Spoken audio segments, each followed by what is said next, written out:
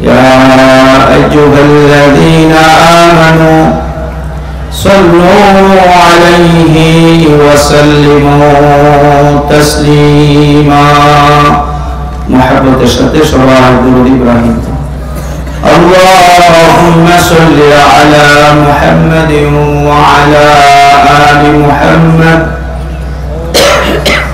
كما صليت على إبراهيم وعلى آل إبراهيم إنك حميد مجيد اللهم بارك على محمد وعلى آل محمد كما باركت على إبراهيم وعلى آل إبراهيم إنك حميد مجيد لا إله إلا الله لا إله إلا الله لا إله إلا الله এটা তো সামনে দাও দরকার এটা একটু সামনে ঠিক আছে লা ইলাহা জি জি لا إله إلا الله لا إله إلا الله ইমাম সাহেব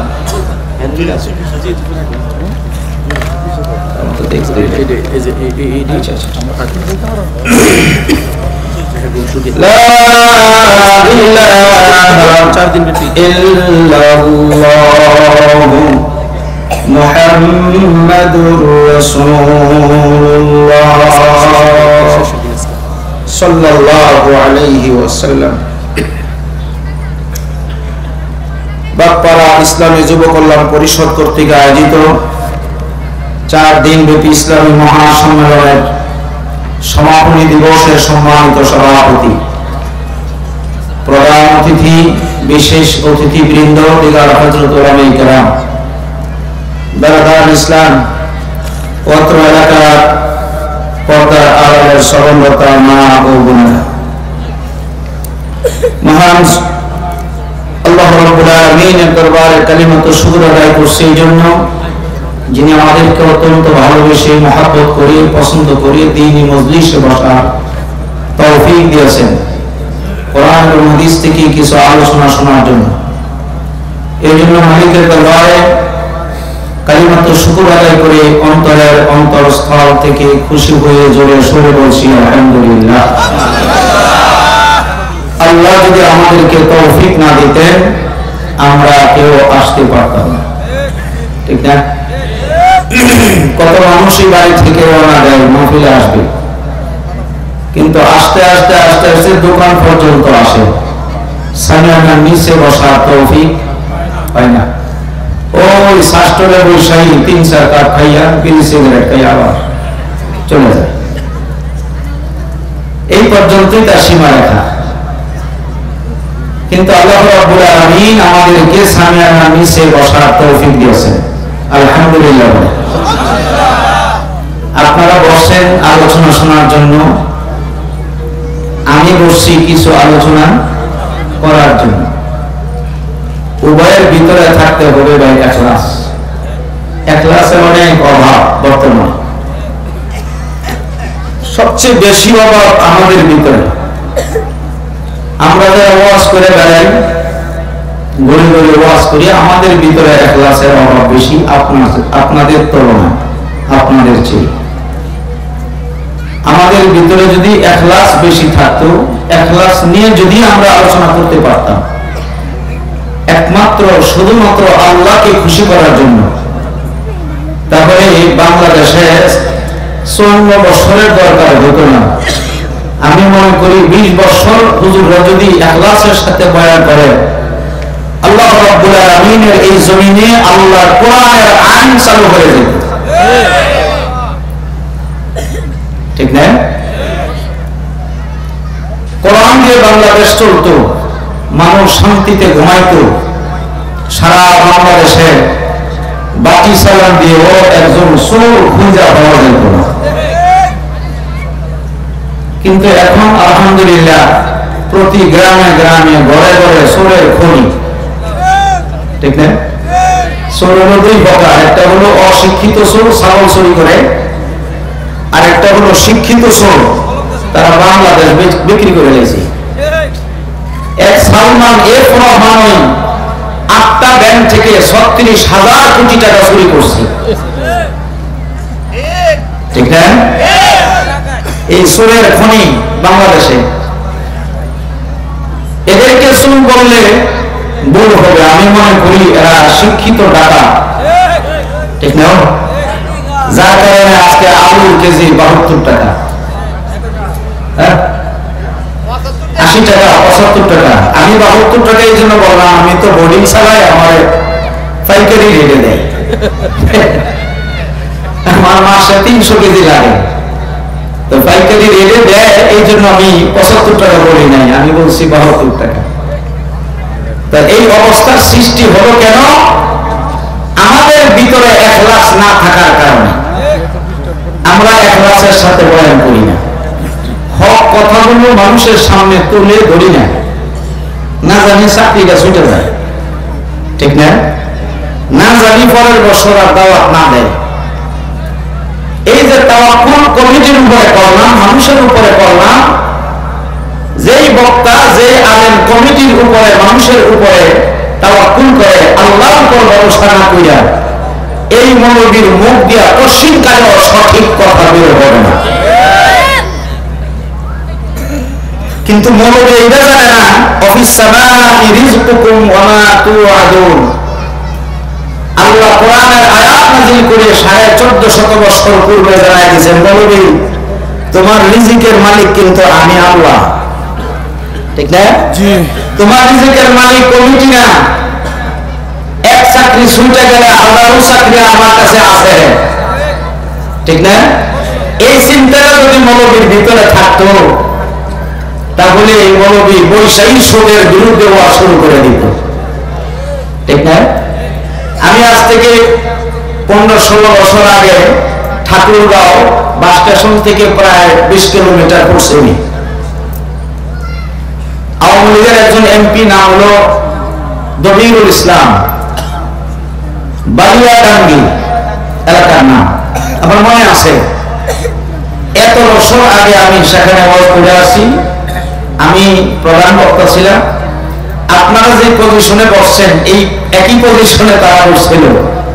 মঞ্চটা আলেম দিয়া ভরপুর, কিন্তু দুঃখের বিষয় হলো আমি দেখলাম এই যে সামিয়ানাটা, এই সামিয়ানার মাঝখান দিয়ে মনে করেন এই যে পিলার গুলো আছে, এই দিক দিয়ে একটা সুতা টাইনা দিছে, এই পিলারের গোড়াটার মধ্যে সুতোটা বাঁধছে, আর এইটা নিয়ে লাস্টের ওইখানে একটা বাঁধ দিছে, একটা সুতা, সুতলি, রশি, দড়ি, মাঝখানে কোনো পার্টিশন নাই, কোনো বেড়া টেরা নাই, কোনো কাপড় নাই। এই পাশে বৈশা মহিলারা শুনতেছে আমার দেখা, আর এই পাশে পুরুষরা আমাকে দেখে ওয়াজ শুনতেছে। আমি পুরুষের দিকে তাকাইলে যে রকম দেখি, মহিলাদের দিকে তাকাইলে ওই রকমই দেখি। তা আমি ওয়াজ করবো কি, একদিক দিয়ে আমার রাগ উঠতেছে, আবার হাসও উঠতেছে। এটা কোন জেলা আসলাম যে আমি বয়ান করার জন্য? মহিলা পুরুষ একসাথে বসছে, মাঝখানে কোনো রশি নাই, কোনো পার্টিশন নাই, কোনো বেড়া টেরা নাই। আমাদের এই পলাশ, এই জায়গায় আপনারা বসে আমার আলোচনা শুনছেন, মহিলা দেখা যায়? আমি দেখতেছি, তারা আমারা দেখে, হয়তো বা প্রজেক্টরের মাধ্যমে দেখতেছে, কিন্তু সরাসরি দেখার সুযোগ নাই। আর আমরা তো দেখতে পারবোই না। এটার নাম হলো পর্দা। এটার নাম কি? কিন্তু আমার আলোচনা আপনারা যেরকম শুনতেছেন, মা বোনেরা বাম পাশে বৈশা সামিয়ানার নিচে একই সিস্টেমে শুনতেছেন, শোনার মধ্যে কোনো বাধা নাই। আর ওইখানে দেখলাম নারী পুরুষ একসাথে বৈশা খোলামেলা অবস্থায় আমাকে দেখে আলোচনা শুনতেছে। কমিটিকে বললাম, ভাইজান আপনাদের এলাকায় কি পর্দার আয়াত নাজিল হয়েছে না? কোন জবাব নেই। এই এলাকায় কি মসজিদ আছে না, মাদ্রাসা আছে না? আছে। না থাকলে এত হুজুর পিছনে বসে বসে এগুলি করতে আইছে। অবশ্যই মাদ্রাসা আছে, মসজিদ আছে। হুজুরদেরকে জিজ্ঞাসা করলাম, আপনারা যে কোরআন শরীফ পড়েন, এই কোরআনের ভিতরে কি পর্দার আয়াত আছে? আছে। তো থাকলে এই অবস্থাকে আমি কেমনে ওয়াজ করবো? কিসের ওয়াজ করবো? ওয়াজ করা নফল, পর্দা করা ফরজ। আমার দিকে তাকাই রয়েছে মহিলারা, যুবক মেয়েরা, আর আমার তো সব দুইটা, 100 পুরুষের দিকে আরেকটা যাইব, অটোমেটিক যাইব। তো আমি বৈশাখী এদের বিরুদ্ধে, হুজুরদের বিরুদ্ধে ওয়াজ শুরু করলাম। আমি বলে এই জায়গাটার মধ্যে পর্দা না থাকার পিছনে কারণ একটাই, এই হুজুররা আমার ডানে বামের পিছনে যারা বসা আছে, একজন হুজুর জুমার নামাজ পড়াইতে গিয়ে যে বয়ান করে, বয়ানের ভিতরে তারা পর্দার আলোচনা করে না, ঠিক না? যদি পর্দার আলোচনা করতো তাহলে আজকের এই অবস্থা এরকম হইতো না। হুজুর অবশ্য মন খারাপ করছে, কিন্তু আল্লাহ খুশি হয়েছে। আল্লাহ খুশি হইতো না, কারণ আমি তো আল্লাহর পক্ষে কথা বলছি, আর হুজুর ভাই বিরুদ্ধে কথা বলছি। আপনাদের কারণে আমার মহিলা দেখতে হয়েছি। তবে যে জায়গায় মহিলা পুরুষ একসাথে বসে, এই জায়গায় মাঝখানে শয়তান আছে, এর মধ্যে কোনো সন্দেহ নাই। সমস্যার সৃষ্টি হবেই। মহিলাদেরকে বলছি, আপনারা একটু 2 ফুট ভিতরে বসেন, চাইপা বসেন। আর পুরুষদেরকে বললাম, আপনারাও 2 ফুট এদিকে বসেন, মাঝখানে একটা গলির মতন থাকো। তো আমার কথা শুনছে, কিন্তু অর্ধেক। তারা রাখছে 1 ফুট, হ্যাঁ রাখছে 1 ফুট, মাঝখানে গলি হয়েছে 2 ফুট। আধা ঘন্টা ওয়াজের পরে দেখি গন্ডগোল পিছন দিক দিয়া। কিসের গন্ডগোল? এক যুবক ছেলে মেয়েদের সিমটি দিছে। আলহামদুলিল্লাহ, এটা লক্ষণ বলা। এইটার কথা আমি আধা ঘন্টা আগে করছিলাম, সিমটি তো দিব। আমি বলছি 2 ফুট রাখার জন্য, আপনারা 2 ফুট রাখেন। 4 ফুট মাঝখান দিয়ে যদি গলি থাকে, তাহলে সিমটি দিতে হতো, দেখা যাবে অর্ধেক সিমটি দিয়ে গেছে দিব। চিন্তা করে দেখেন। আলহামদুলিল্লাহ, ওই তুলনায় আমাদের নরসিংদী জেলা 1000 গুণে নয়, লক্ষ গুণে ভালো। আলহামদুলিল্লাহ, আলহামদুলিল্লাহ। আমার বিষয়বস্তু হলো বেজালের একটা বিষয়বস্তু। যেই ওয়াজ করলে মানুষ থাকে না, যেই ওয়াজ করলে মসজিদের চাকরি থাকে না, এমন একটা আপনার সাবজেক্ট আমাকে দেওয়া হয়েছে। তবে শরীয়ত হলে হুজুর দিছে ভালো একটা দিনই শিক্ষার গুরুত্ব, আর আমারে দিছে সুদের ভয়াবহতা। কনসেন্টি কোঅপারেটিভ 7 দিনব্যাপী সম্মেলনের 4র্থ দিনে আমি এই বিষয়টা নিয়ে যখন ওয়াজ শুরু করছি, আধা ঘন্টা ধরে দিন মানুষ জায়গা। আমি তো বুঝতে পারছি আমার যেটা দিছে এটা জামানের ওয়াজ হলো। তা আমি তাদেরকে বললাম, ভাইরা আপনারা যায়েন না, কমিটি ভুল করছে দেখে কি হয়েছে, আমি আর ভুল করতে পারি না। আপনারা যায়েন না, আমি আপনাদের ওয়াজই করতাম না, আমি খালি মহিলাদের ওয়াজ করব, আপনারা বসেন। পরে 2.5 ঘন্টা মহিলাদের ওয়াজ করছি, তারা তো শুনছে, আরো বাহির থেকে এসে শুনছে, একজন ঘরে গেছে। তো আজকে জুমার নামাজে আমি আপনাদের কথা বলছি যে পরশ আমার একটা মাহফিল আছে সুদের ভয়। তো যদি দেখি পাবলিক জায়গা, তো অন্য ওয়াজ শুরু করবো। পরে যখন আবার পাবলিক আইসা বসবো, পরে আবার সুদের ভয় করবো, যেমন মানুষ ওষুধ বিক্রি করে, ঠিক না? দেখবেন গান টান বাজাইয়া মানুষ জমায়া পরে ওষুধ বিক্রি করে, পরে যখন দেয় মানুষ যেতেছে ওষুধ কিনে না, পরে আবার গান টান দেয়। দেখছেন না সরসন্দী বাজার? হ্যাঁ, আমি দেখছি, জোরে বলা, এটা শুনছি, অনেক শুনছি, আলহামদুলিল্লাহ। আজকের অবস্থাটা এরকমই হবে। এখন নামাজ পড়া ফরজ, রোজা রাখা ফরজ, যাকাত দেওয়া ফরজ, টাকা থাকলে হজ করা জীবনে একবার ফরজ। এই ফরজ আইন, ফরজ বিধান যে আল্লাহ রাব্বুল আলামিন নাযিল করেছেন কোরআনের আয়াত দিয়া, ওই আল্লাহই অন্য জায়গায় কোরআনের আয়াত নাযিল করে বলছেন সুদ খাওয়া হারাম। কথা বুঝতে পারছি? সুদ খাওয়া কি হারাম। এখন সুদের ওয়াজ করলে আপনারা যাইবেন না কারা কারা? একটু হাতরা উড়ে দেখাইলে আলহামদুলিল্লাহ। বসে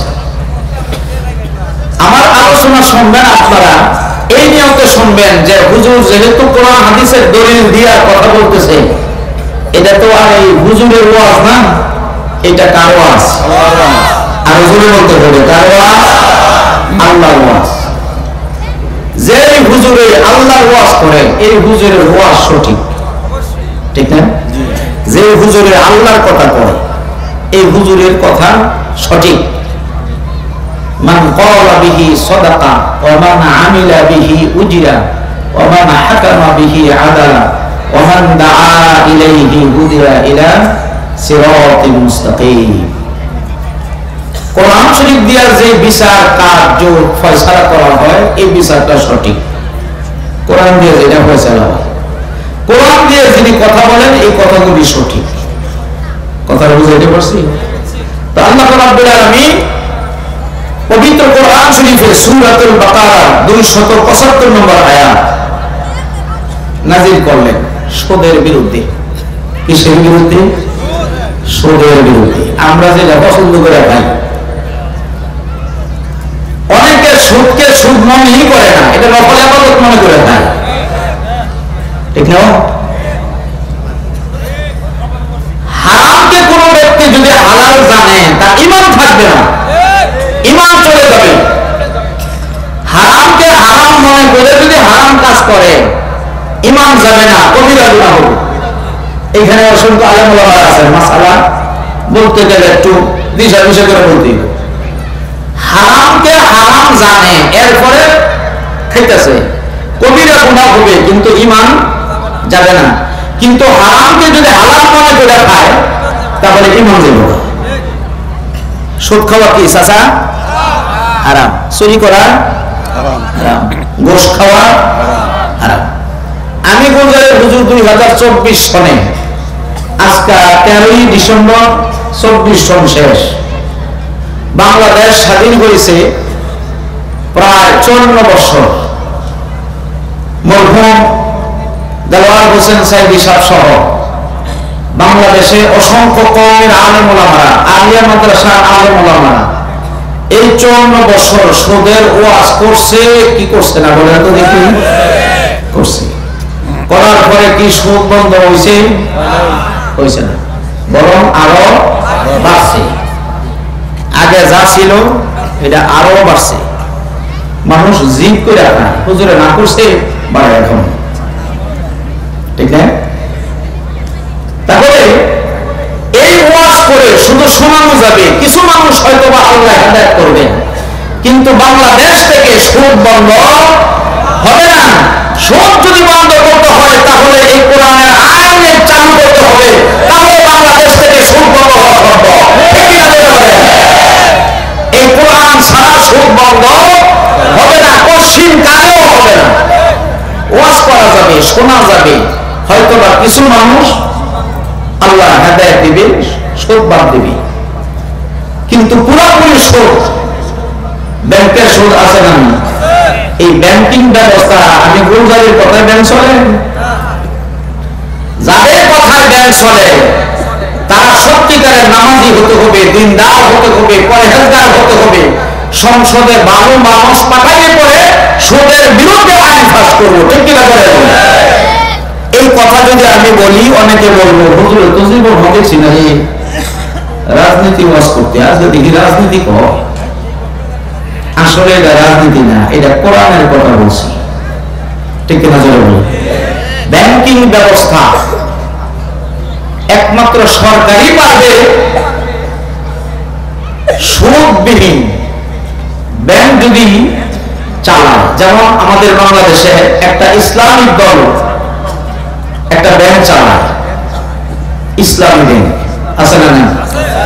তারা চেষ্টা করতেছেন, মাওলানা কামালউদ্দিন জাফরি সাহেব ওনার সাথে অসংখ্য আলেম ওলামারা আছেন, ওনারা চেষ্টা করতেছেন সুদবিহীন যেন ব্যাংকটা চালানো যায় যতটুকু সম্ভব।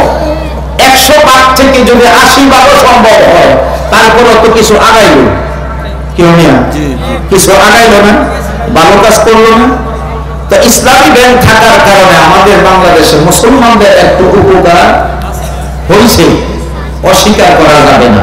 যদিও 100% সুদ মুক্ত না, বাংলাদেশ ব্যাংকের সাথে তো লেনদেন আছে, এই জন্য পুরোপুরি সুদ মুক্ত না হলেও তারা চেষ্টা করতেছেন ইসলামী ব্যাংক যেন সুদ মুক্ত করা যায়। ঠিক কিনা ধরে বলেন? হ্যাঁ, অনেকে বলে ইসলাম বিরোধী যারা, এরা বলে হুজুরা তো সুদ খায় ঠিক, কিন্তু সামনে দেখায় না, এমনি ঘুরাইয়া খায়। বুঝলেন? ইসলামী ব্যাংক ব্যাংক থেকে টাকা আনে, টাকার বিনিময়ে টাকা দেয়, অথবা মালের বিনিময়ে টাকা দেয়। পূবালী ব্যাংক থেকে অন্যান্য ব্যাংক থেকেও টাকা দেয়, কিছু লভ্যাংশ দিতে হয়। এটা যেরকম সুদ, ইসলামী ব্যাংকেও সুদ। এটা যারা ইসলাম বুঝে না এরা এই কথা বলে। ঠিক না বলেন? যারা ইসলাম বুঝে না, বুঝতে চায় না, বুঝাইলেও বুঝে না, আসেন এক ধরনের খাতামাল্লাহু আলা কুলুবিহিম ওয়া আলা সামিইহিম ওয়া আলা আবসারিহিম, আসেনি? আল্লাহ মুখ মেরে দিয়েছে কিছু মানুষ, বুঝাইলেও বুঝে। ইসলামী ব্যাংকে যখন আপনি অ্যাকাউন্ট খুলবেন, সেভিং খোলেন আর কারেন্ট অ্যাকাউন্ট খোলেন, অ্যাকাউন্ট খোলার মধ্যে যে আপনার ফর্মটা দিবে, ওই ফর্মের মধ্যে লেখা আছে লাভ লস দুটোটাই আপনার গ্রহণ করতে হবে। এইটার নাম হলো ব্যবসা। লাভ লস, লাভ ক্ষতি, হ্যাঁ ক্ষতি আর লস একটা, আমি ইংরেজি বলছি আর কি। তো লাভ আর লস, লাভ আর ক্ষতি, উনি বলছেন সর্বদিশার ক্ষতি, এটা ক্ষতি কি আপনারা ভাইছি আমি ডানা দিলাম বাজারে লাভ আর বিটকয়েন লাগে।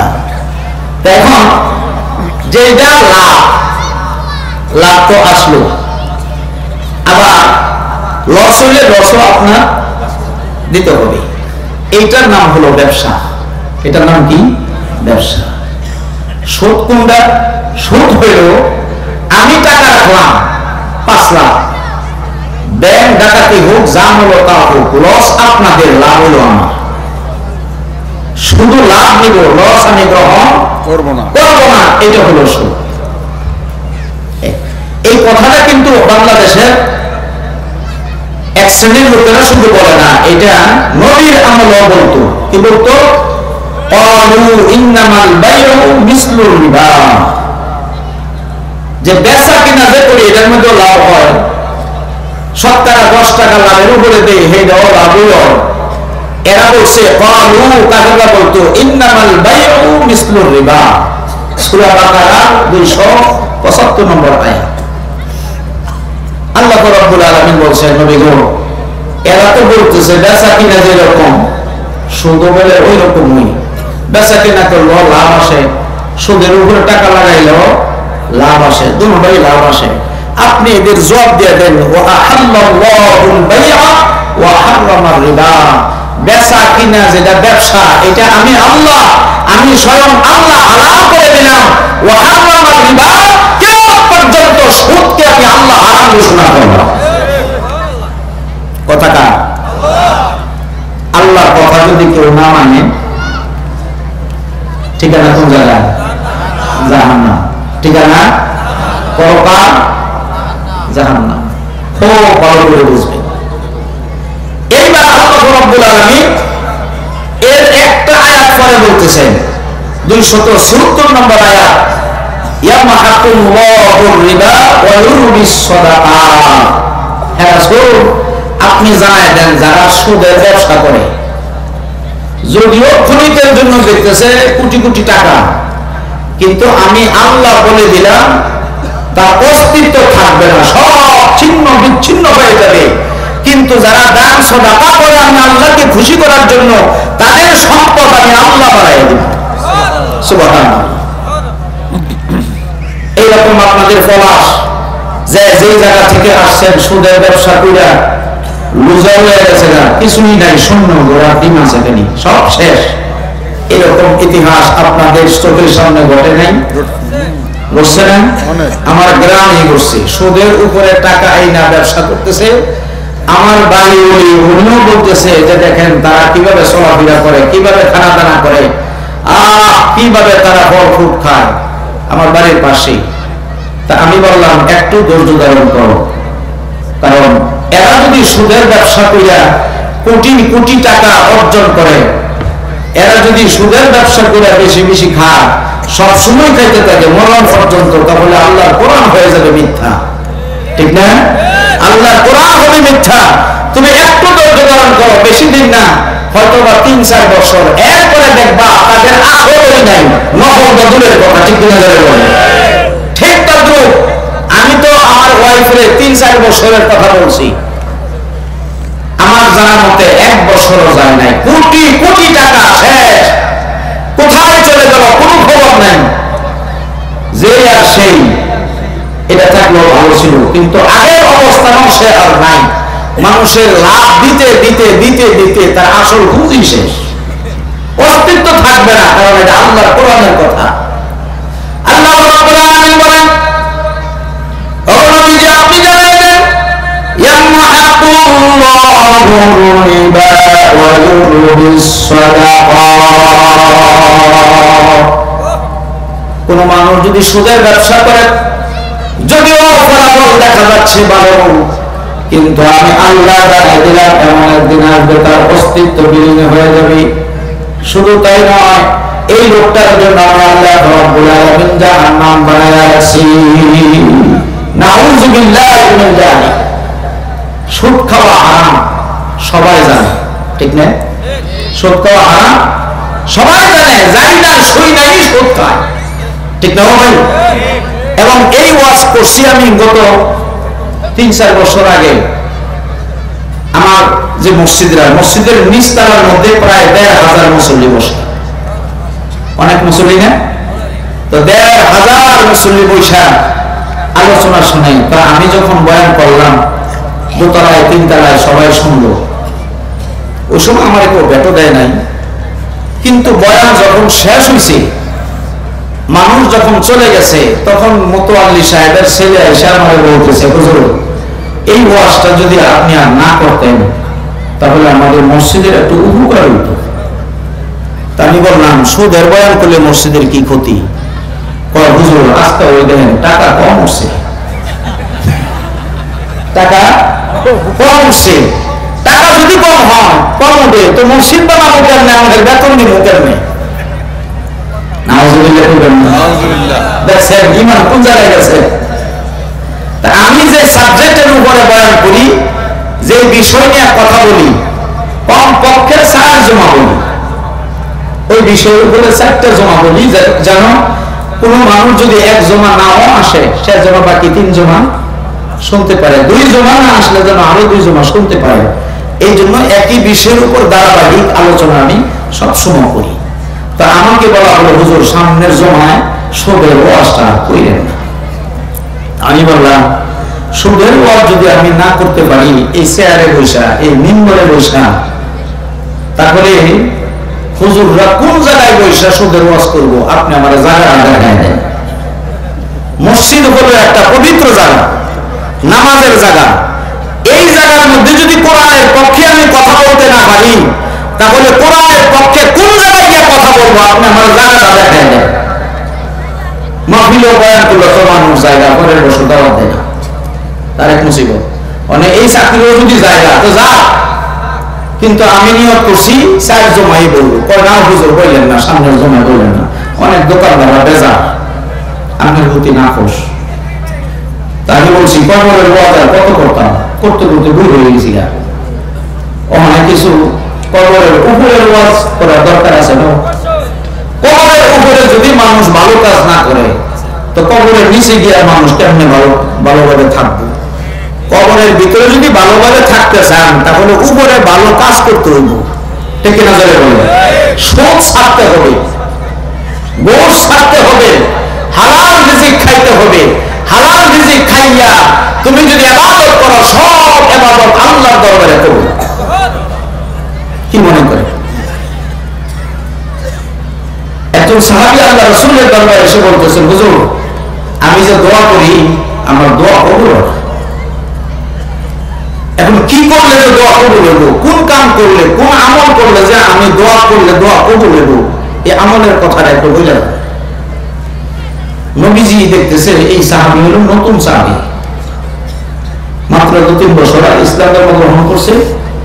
গ্রহণ করিয়া এখন সে এই দোয়া যে করে দোয়া কবুল হয়। আল্লাহ রাসূল বলছেন তুমি একটা আমল করো, এই যে যেতেছে এই যে সুদের বয়ান করো না যেতেছে,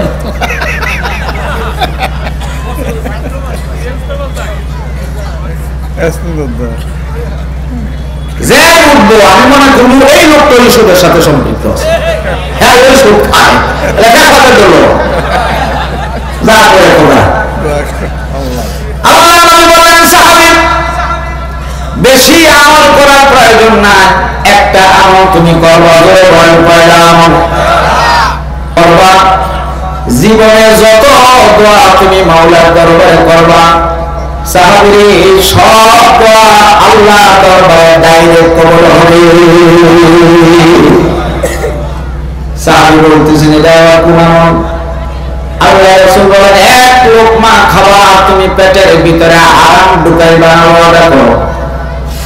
এক লোকমা খাবার যদি হারাম তুমি যদি পেটের ভিতরে না ঢুকাও, আল্লাহর কসম তুমি যত দোয়া করবা, যত ইবাদত বندگی করবা, সব ইবাদত আল্লাহর দরবারে ডাইরেক্ট কবুল হয়ে যাবে। বেশি আমলের দরকার নাই, অল্প আমলই যথেষ্ট যদি আমরা ইখলাসের সাথে করি, ঠিক কি না বলেন? ইখলাস এই যে আগে বলছিলাম ইখলাস আমাদের ভিতরেই নাই, আমি করে কি বুঝাইতাম, ঠিক না? ইখলাস আমাদের ভিতরে নাই বললে তো অনেক হুজুর অবাক করে লাগবে, কিন্তু অনেক জায়গায় আমি বলি, কেন বলি? আগে আমাদের সংশোধন হতে হবে, এরপরে জনগণ, ঠিক না বলেন? আমি নিজে যদি সুদ খাই, আমি যদি সুদের বয়স 4 ঘন্টা করি, একজন মানুষ সুদ ছাড়বে না, ঠিক কিনা বলেন? আগে আমার সুদ ছাড়তে হবে, আমি আগে ইখলাসের সাথে আমার বয়ান করতে হবে। কত হুজুর আছে মঞ্চে ওঠার আগে 70,000 80,000 টাকা পুরাপুরি দেওয়ার পরে স্টেজে উঠে, এরকম ইতিহাস আমাদের ফরাসে ঘটে নাই? ঘটে নাই? আছে আছে। এই তো অনেকের খারাপ লাগতো, অগ্রিম 50,000 টাকা স্টেজে উঠার আগে আরো 30,000 না দিলে বয়ান করবো না।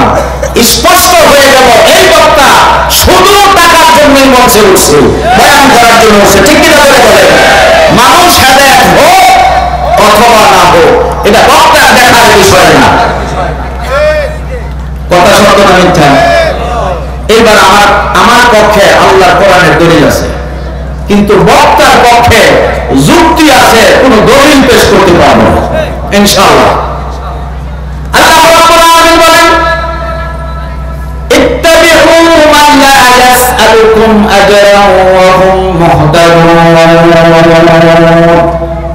সূরা ইয়াসিনের ভিতরে আছে ইত্তাবিউ, যারা হুজুর আলেম এরা তো বুঝবে, এটা আমলের সিগা, তোমরা অনুসরণ করো মান লা ইয়াসআলুকুম আজরান, যারা দ্বীনের দাওয়াত দিয়া কোরআন শরীফের কথা বলে, হাদিসের কথা বলে, ইসলামের কথা মানুষদেরকে বুঝাইয়া যারা উজরত চায় না, বিনিময় চায় না, বিনিময় চায় একমাত্র আল্লাহর কাছে, তার কাছে। আল্লাহ বলতেছেন অহুম মুহতাদুন, এই বক্তা এই হুজুর হেদায়েতের উপরে আছে। সুবহানাল্লাহ। যদি সাহস থাকে দলিল পেশ করেন দাঁড়ায় যে হুজুর এটার বিপরীত আরেকটা আয়াত আছে, চুক্তি করে টাকা নেওয়া যায় আছে, তাহলে আমিও শিখলাম, আমিও চুক্তি কিছু করলাম, ঠিক না? কিন্তু আমি কোরআন শরীফ পুরাটা পড়িয়া তাফসীর পড়িয়া আমি ফাইনাল চুক্তি কইরা নবীজি দিছে, সাহাবায়ে কেরাম চুক্তি কইরা টাকার বিনিময়ে ওয়াজ করছেন, তাবিঈন তাবিঈন এরা করছেন, আমি কোরআন হাদিস গাইতেও পাই নাই। আপনারা পেয়ে থাকলে দাঁড়ায় বলতে পারেন, কোনো সমস্যা নেই। যিনি আল্লাহর কাছে বিনিময় চাবে, আমি যে বয়ান করতেছি একমাত্র আমার আল্লাহকে খুশি করার জন্য, ঠিক কিনা জোরে বলেন? আল্লাহকে খুশি করার জন্য এই নিয়মকে কোনো বক্তা যদি বয়ান করে অবশ্যই অবশ্যই তার বয়ানের তাসির হবে, তার বয়ান শুই না মানুষ আমল করবে। ঠিক আমল করবে। এখন আমাদের ভিতরে আমল নাই, আপনার ওয়াজ করে কি আপনাদের কণ্ঠ সুন্দর শুনলে খুব সুন্দর ওয়াজ করছে হুজুরে মোনাজাত করে টাইম দেখা গেছে, কিন্তু যেয়া সেই, ঠিক না, যেয়া সেই পরিবর্তন নেই। এবার একটা হাদিস শোনাই, মান তাআল্লামা ইলমান লিগাইরিল্লাহ আও আরাদা বিহি গায়রাল্লাহ ফালইয়াতাবাওয়া মাকআদাহু মিনান নার। আল্লাহর পয়গম্বর বলেন, সাহাবীরা যারা ইলমে দ্বীন শিখলো, যারা ইলমের চর্চা করলো অন্য কোন উদ্দেশ্যে, অন্য কিছু পাওয়ার আশায়, সম্মান পাওয়ার আশায়, ইজ্জত পাওয়ার আশায়, অথবা টাকা ইনকাম করার আশায় ইলমে দ্বীন শিখলো, মানুষদেরকে শিখাইলো, সে যেন ফালিয়াতাবাওয়া মাকআদাহু মিনান নার, এই মৌলবী সাহেব যেন ওনার ঠিকানা জাহান্নামে বানায় নেয়। নাউযুবিল্লাহি মিন যালিক। আমি যদি ইখলাসের সাথে বয়ান করি, যাবার সময় কমিটি খালি হাতে ফিরিয়ে দিব? বলেন সভাপতি সাহেব, কোশ্চেন কালেও না। কারণ ওনাদের একটা বিবেক আছে, গাজীপুর থেকে হুজুর প্রাইভেট কার নিয়ে আসছে, ভাড়াটা তো কমপক্ষে 3000, ঠিক না? এখন ওনারা কি আমার 1000 টাকা দিব, 2000 টাকা দিব? না, তারা আমাকে একটা হাদিয়া দিবেন। কতটুকুন দিবেন? যতটুকুন আমার তকদিরে লেখা আছে, ঠিক না? যতটুকুন উপরে ফয়সালা হয়েছে, আসমানে যতটুকুন ফয়সালা হয়েছে, ততটুকুন রিজিক আমার জন্য বরাদ্দ তারা করে রাখছে। চলে যাওয়ার সময় আমাকে ধরায় দিবেন। এটা গোনা অসুন্নত না, অগ্নি নেওয়া অসুন্নত না, কোনো কিছু সুন্নত না। এই যে আজকে জুমার নামাজ আমি বয়ানে বলছি, এক ঘুষখোর একজন অফিসার টাকা দেওয়ার সময় হ্যাঁ গুনতাছে, অনেক জায়গায় দিতেছে, উনি বলতেছেন স্যার আপনি যা বলছেন তাই দিছি, আপনি আমার কামটা তাড়াতাড়ি করে দেন, সিগনেচার করে দেন। অফিসার বলতেছে এই টাকা গুইনা নেওয়া শুনছি হুজুরের কাছে সুন্নাত, বসে টেহা গুইনা নেওয়া সুন্নাত, শুনছেন দেখি হারাম, হারাম, ঘুষ নেওয়া হইতো হারাম, ঘুষ দেওয়াও হারাম, এটা আবার গোনা সুন্নতের কারণে, কি হইনি না গোনা সুন্নতের কারণে। আমি ফেসবুকে দেখছি এই অফিসারের ছবি সহ হয়ে দিছে, টাকা গুনতাছে, কখন যদি হয় ওই ঘুষখোর যে রকম অপরাধী, যেই বক্তা টাকা গুইনা ওয়াজ করে ওই বক্তা ওই রকম অপরাধী, ঠিক না? এর মধ্যে কোনো সন্দেহ নাই, তার ঠিকানা তো জাহান্নাম, তার মধ্যে কোনো সন্দেহ নাই। জেনে রাখেন, একজন সহজ মাসালা। এই জন্য আমি বলি ইখলাস থাকতে হবে। কি থাকতে হবে ভাই? ইখলাস থাকতে হবে। আমগো দোষ আছে ভাইরাল ছাড়া আইনা যে আমরা এটা বুঝতেন না। হ্যাঁ, আমগো দোষ যে আছে ভাইরাল ছাড়া তাই। এখন আমাদের কিছু দোষ আছে, এই দোষটা হুজুর বলছে বলার জন্য। কমিটির কিছু দোষ আছে, পাবলিকের কিছু দোষ আছে। পাবলিকের দোষ হলো যেই বক্তা ইউটিউবে ভাইরাল, ফেসবুকে ভাইরাল, সবাই চিনে, এই বক্তা যদি কোরআন হাদিসের বাইরেও ওয়াজ করে শোনার জন্য পাগল হয়ে যায়, ঠিক না? এটা হলো আপনাদের দোষ। আর কমিটির কিছু দোষ আছে, যেমন গত 4-5 বছর আগে আমি ময়মনসিংহ ওয়াজ করার পরে টাকা অনেক কম দিছে, তো এমন কম দিছে যেটা ওই এলাকায় কেউ আমাকে দেয় না। প্রাইভেট কার ভাড়াটা দেওয়ার পরে অল্প কিছু হয়েছে, তা আমি আরেক হুজুর, যে হুজুরের মাধ্যমে আমি গেছি, ওই হুজুরকে আমি কল করছি, হুজুর এটা এরকম হইলো কেন, এরকম তো কেউ করে না। তো হুজুর তারা জানছে অন্য মানুষের মাধ্যমে যা আপনি নাকি টাকা গোনেন না, আপনি টাকা দেখেন না, গোনেন না, এটা তারা জানছে, জানার কারণে কমে দিছে। তখন আমি বুঝলাম, ও তারপরে গোনা সুন্নাত, গোনা গোশের টেহা গোনা যেমন সুন্নাত, ওয়াজের টেহা গোনা সুন্নাত। তাহলে বলে দেবো খারাপ বানাইলো কমিটিরা, ঠিক কি করে বলেন? তারা বানাইলো, কমিটিরা বানাইলো। কিছু কিছু জায়গা এরকম আছে। গত 7-8 বছর আগে আমি একটা ঘটনা বলি, সিরাজগঞ্জ গেলাম, গাজীপুরের এক লোক আমাকে নিয়ে গেল, 2 ঘন্টা বয়ান করলাম, হুজুর এখন কালেকশন করেন মসজিদে। আমি কালেকশন যে শুরু করছি, 1 টাকাও উঠে নাই, কারেন্ট চলে গেছে, বিদ্যুৎ চলে গেছে। আচ্ছা, বিদ্যুৎ চলে গেছে, এই দোষ কি আমার? এখন যদি বিদ্যুৎ জায়গা, এই দোষ কি আমার? আল্লাহর কসম, কোরআন শরীফ সাক্ষী।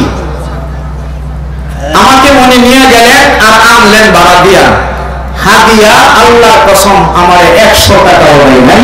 কারেন্ট গেল, কেমন গেল না, এই জন্য কারেন্ট গেছে কি? আমি জিজ্ঞাসা করলাম, ভাই কারেন্ট কি আমি চালাইছিলাম?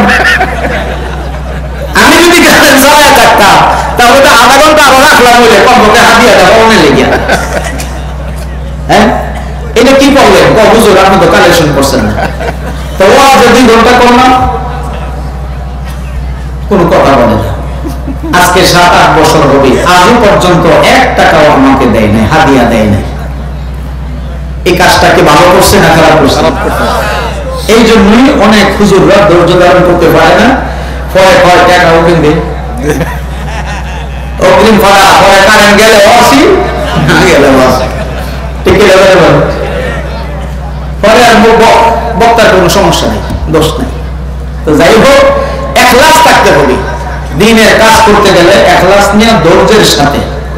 এই যে আমাকে টাকা দেয় নাই, আমি এখন বলছি, ওই কথা প্রসঙ্গে আসছে, আর কারোর কাছে বলি না।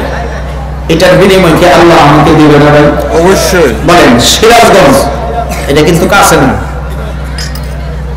তাও গেছি এবার নদীপথে, এই দিক দিয়া জামালপুর থেকে, পরে আবার সরিষাবাড়ির এখানে একটা যে নদী, পদ্মা নদী, এই পদ্মা নৌকাটা নিচে আমার 1.5 ঘন্টা লাগাইয়া। এরপরে গেছি আবার ঘোড়ার গাড়িটা, বালুর ফেরা, রিক্সা চলে না, ঘোড়ার গাড়িটা নিচে। আল্লাহ আপনাদের দোয়ায় গরুর গাড়ি থেকে শুরু করে বিমান পর্যন্ত সব যানবাহন ওয়াজের উদ্দেশ্যে আল্লাহ চালাইছি, আলহামদুলিল্লাহ। সুনামগঞ্জ গিয়ে একবার আমার গরুর গাড়িটা নিচে, কুড়া বিছাইয়া, কুড়ার উপরে খেতা বিছাইয়া, এলা বালিশ দিয়া আমার একটু সামনে হুইয়া থাকেন, শখের উঠবে গরুর গাড়ি যাইতেছে, আমি হুইয়া ঘুমাই। এটা হইল ওয়াজ। আবার কিছু কিছু মাহফিল আছে যে হুজুর ওই যে হাফ ডাউন টিকিট দিয়ে দিলাম বিমানের, আপনি আসবেন যাবেন বয়ান করবেন, এরকমও অনেক প্রোগ্রাম আমাদের থাকে, আলহামদুলিল্লাহ। তো যাই হোক, আমি বয়ান শুরু করার আগে কথাগুলি বললাম, আল্লাহ যেন ভিতরে ইখলাস ঢুকায় দেন, ইখলাসের সাথে যেন কথা বলতে পারি, আল্লাহ যেন তৌফিক দেন। আমরা সবাই বলি আল্লাহুম্মা আমিন। সুদ খাওয়া, সুদের ব্যবসা করা, যে জিনিস খাওয়া হারাম, এই জিনিসের ব্যবসাও হারাম।